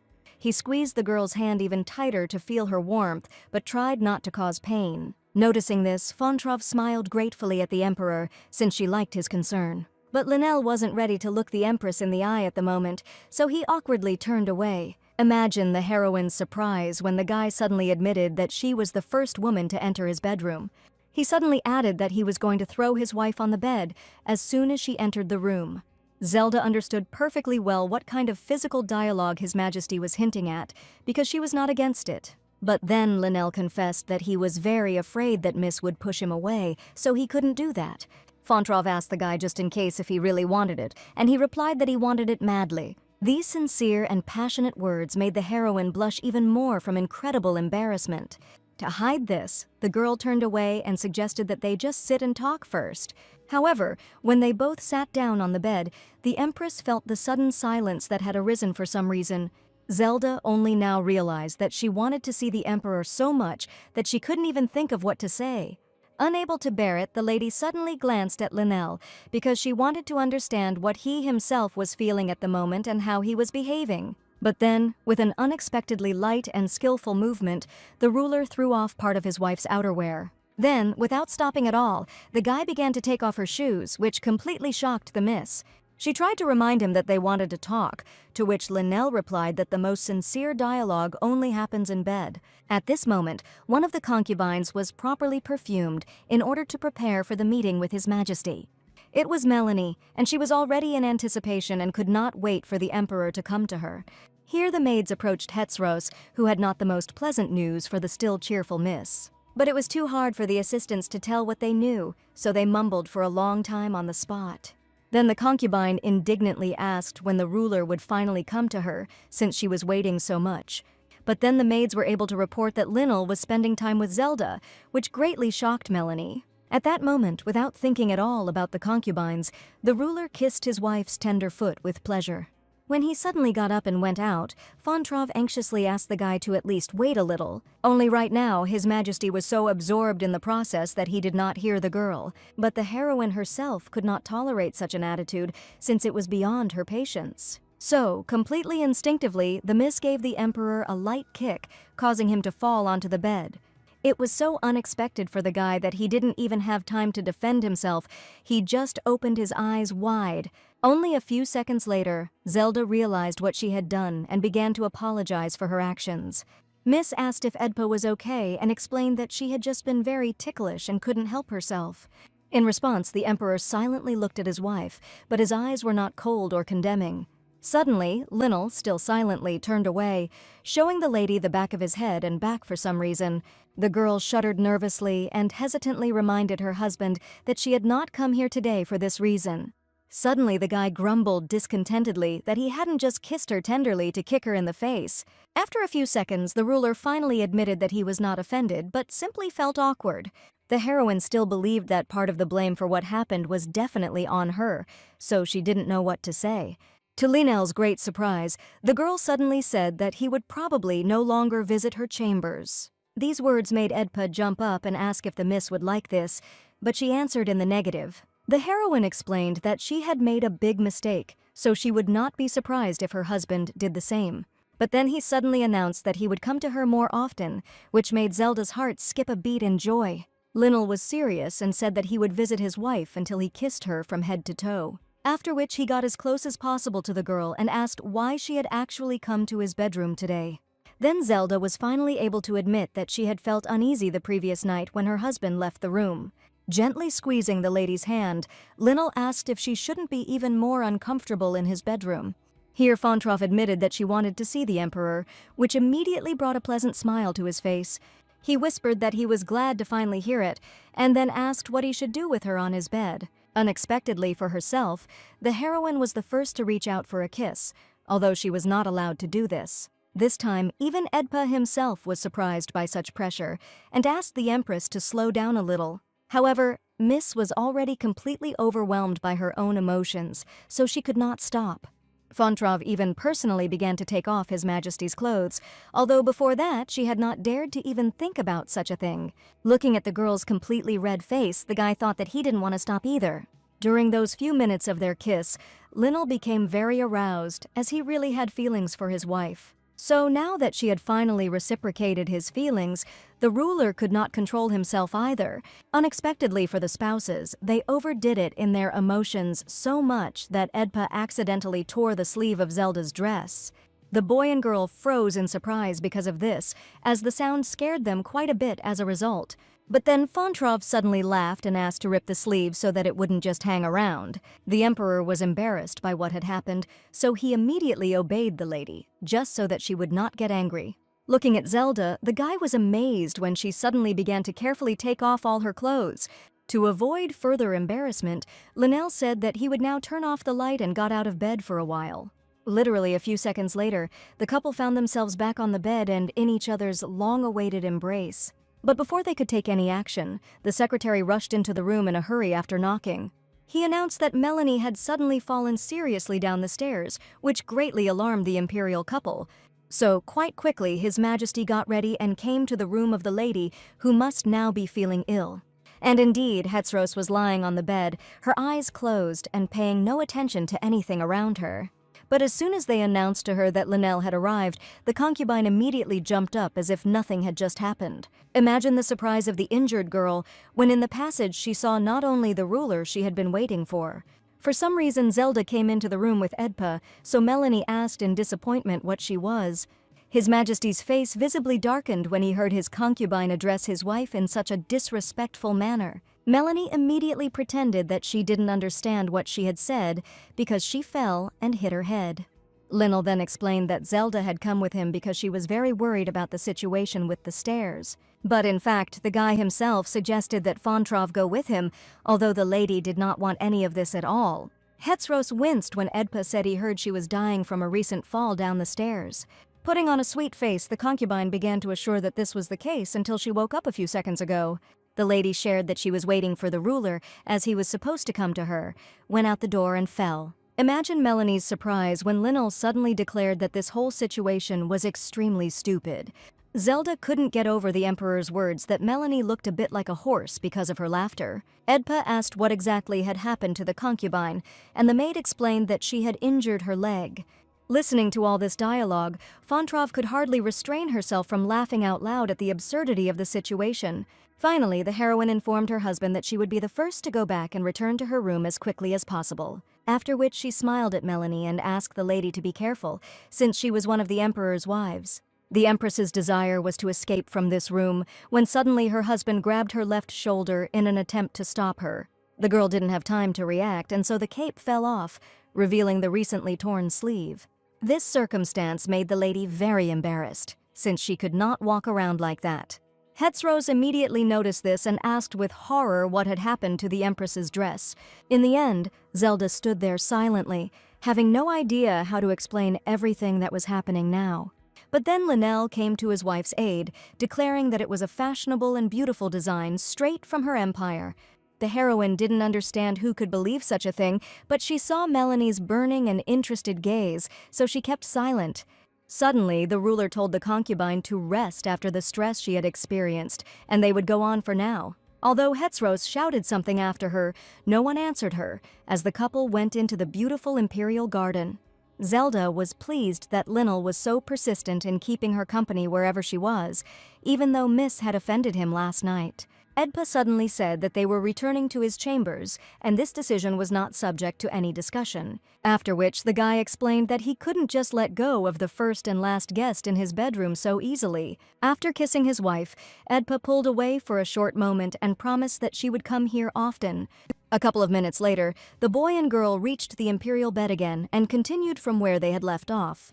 Zelda was again pleasantly embarrassed and even excited by everything that was happening, but she did not want to stop. Looking straight into the guy's eyes, Miss noticed that they told her that he really valued her. This pleased Fontrov very much, and she could not even imagine that she would fall so deeply in love with the Emperor. Moreover, Edpa saw exactly the same emotions in the eyes of the girl, who was experiencing exactly the same thing as he was. For the first time in a long time, they actually shared a bed together, and neither of them regretted it. The next morning, when the sun had risen enough to illuminate the room, the ruler was still in bed. Despite the affairs of state, he really wanted to feel this pleasant moment as long as possible. With every light and gentle touch to the Empress, the guy became much calmer and happier. Linnell himself understood perfectly well that the more he looked at the girl, the more he began to love her. He also liked the way Zelda looked at him intently when she tried to argue and prove her point, and the way the lady's pink eyes dart around in different situations due to embarrassment or awkwardness at the moment. For some reason, it was in Fontrov that everything was absolutely new and very interesting for His Majesty. After their first failed wedding night, Edpa's cold dreams finally became much warmer. Remembering the soft and gentle smile of the Empress, Linnell realized that it gave him a long-forgotten feeling of happiness. So at some point, Edpa even came to the conclusion that living without her for even one day would be extremely unbearable for him. Suddenly smiling at his thoughts, the Emperor decided that the miss was actually very shy. He gently stroked Zelda's face once again because he couldn't stop, because he liked it. Only when he pressed his wife closer to him did the ruler ask himself whether this was really that love. Taking advantage of the fact that Fontrov was sleeping and did not move away embarrassedly, Linnell kissed her on the forehead and continued to lie next to her. But in fact, at that moment, the heroine was having not very pleasant dreams about her childhood and eye damage. When the curse was first placed on her, the girl cried for days on end, not knowing what to do now. Periodically, the baby's eye would start to hurt very badly again, and all she could do was silently endure it. Suddenly, on one of those nights, the girl saw some kind of incomprehensible bright and fiery glow in front of her. It was so sudden that Zelda even forgot about her pain and stared at the thing in surprise. And the unusual-looking ball, clearly made of flame, suddenly spoke and said that it had been looking for the girl for a very long time all this time. Fontrov moved away from the object in fear, and therefore did not hear who exactly she was destined to become according to him. After talking a little with the little girl, who did not answer him, the ball approached her and eventually passed through her body. Although Zelda was scared, she reassured herself that it was just a dream and nothing terrible had happened. Moreover, despite the tears in her eyes, the heroine no longer felt any pain or anxiety inside herself. It even seemed to her that someone big and strong extended his hand for support, and she suddenly took it. Because of such a colorful and slightly frightening dream, Zelda opened her eyes too quickly this morning. She immediately discovered that she was completely alone in the room, as His Majesty had already left again. Not understanding what was happening to her in her sleep, the Empress jumped up in bed in confusion. Despite being engulfed in flames, Miss touched herself and realized that she was not hot at all. The heroine wasn't sure about this, but she assumed that she felt good because she had spent the night with her husband. Remembering this, the girl could not help but smile sincerely, thinking that today would be a good day. At this moment, the ruler was training hard to fight with swords, as he was not going to abandon this business. To Linnell's great surprise, his teacher suddenly asked what had happened to His Majesty. A former captain of a knightly squad named Macrom became blind and therefore stopped performing his military duties on the battlefield. He noticed that Edpa was fighting harder today than ever before, and the Emperor explained that it was simply because he had built up his strength. The guy himself desperately tried to convince himself that this was really all that mattered. However, literally a few seconds later, Linnell turned away and admitted that there was something else. Macrom did not expect his master to speak of the bed, where passion flares up despite the expenditure of energy.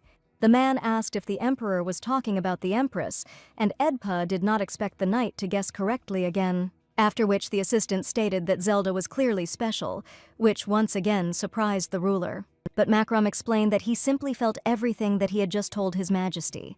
Moreover, the former commander even knew that all this time Linnell had been fighting with his eyes closed. To this, the Emperor replied that the knight had definitely regained his sight. Otherwise, how could he have known about all this? Since their dialogue ended there, Linnell, still looking suspiciously at his assistant, began to get ready. Suddenly, the captain said that a new outstanding swordsman had recently appeared in the palace. Elpa was surprised to hear that the knight had been feeling this powerful aura ever since Zelda appeared. The Emperor immediately assumed that there must be someone among the lady's retinue who possessed such power. But His Majesty found it hard to believe that Duke Rohain could be so good at this. Here, the knight suggested to the boy that his wife herself could be such a skilled swordsman. His Majesty stared at the former commander in amazement, as this did not fit into his head. In the end, he declared that Macrom had lost not only his sight, but also his common sense, since he was saying something like that. However, Linnell himself smiled when he remembered how deftly the lady had accidentally kicked him yesterday. At that moment, the girl was walking among the sunflowers, completely carefree, and the Emperor walked towards her. Duke Martins only just now learned that Zelda herself personally visited the ruler's chambers last night. The guy didn't like this at all because initially he and the former maid had other agreements. His bodyguard delicately asked whether the gentleman would report all this to Prince Tesler. But, remembering the actions of the Emperor and his current wife, Rohain did not know how to tell about it. At this point, Rolf pulled something out of his pocket and said that he had met with Hale's personal bodyguard the previous night. He handed the small box to the Duke and said that it had been ordered to be given to the Emperor by Rapian. Martins took the box in his hands in surprise and asked if Prince Tesler had given anything else. Only now did Rolf remember that certain words had indeed been said to him. Only when the ruler opens the box will he be able to understand what the full meaning of what was inside was. These words surprised the guy a lot, so he decided to personally check what was inside. As a result, Rohain froze in horror from what he saw and realized that Linnell would now respect personal boundaries.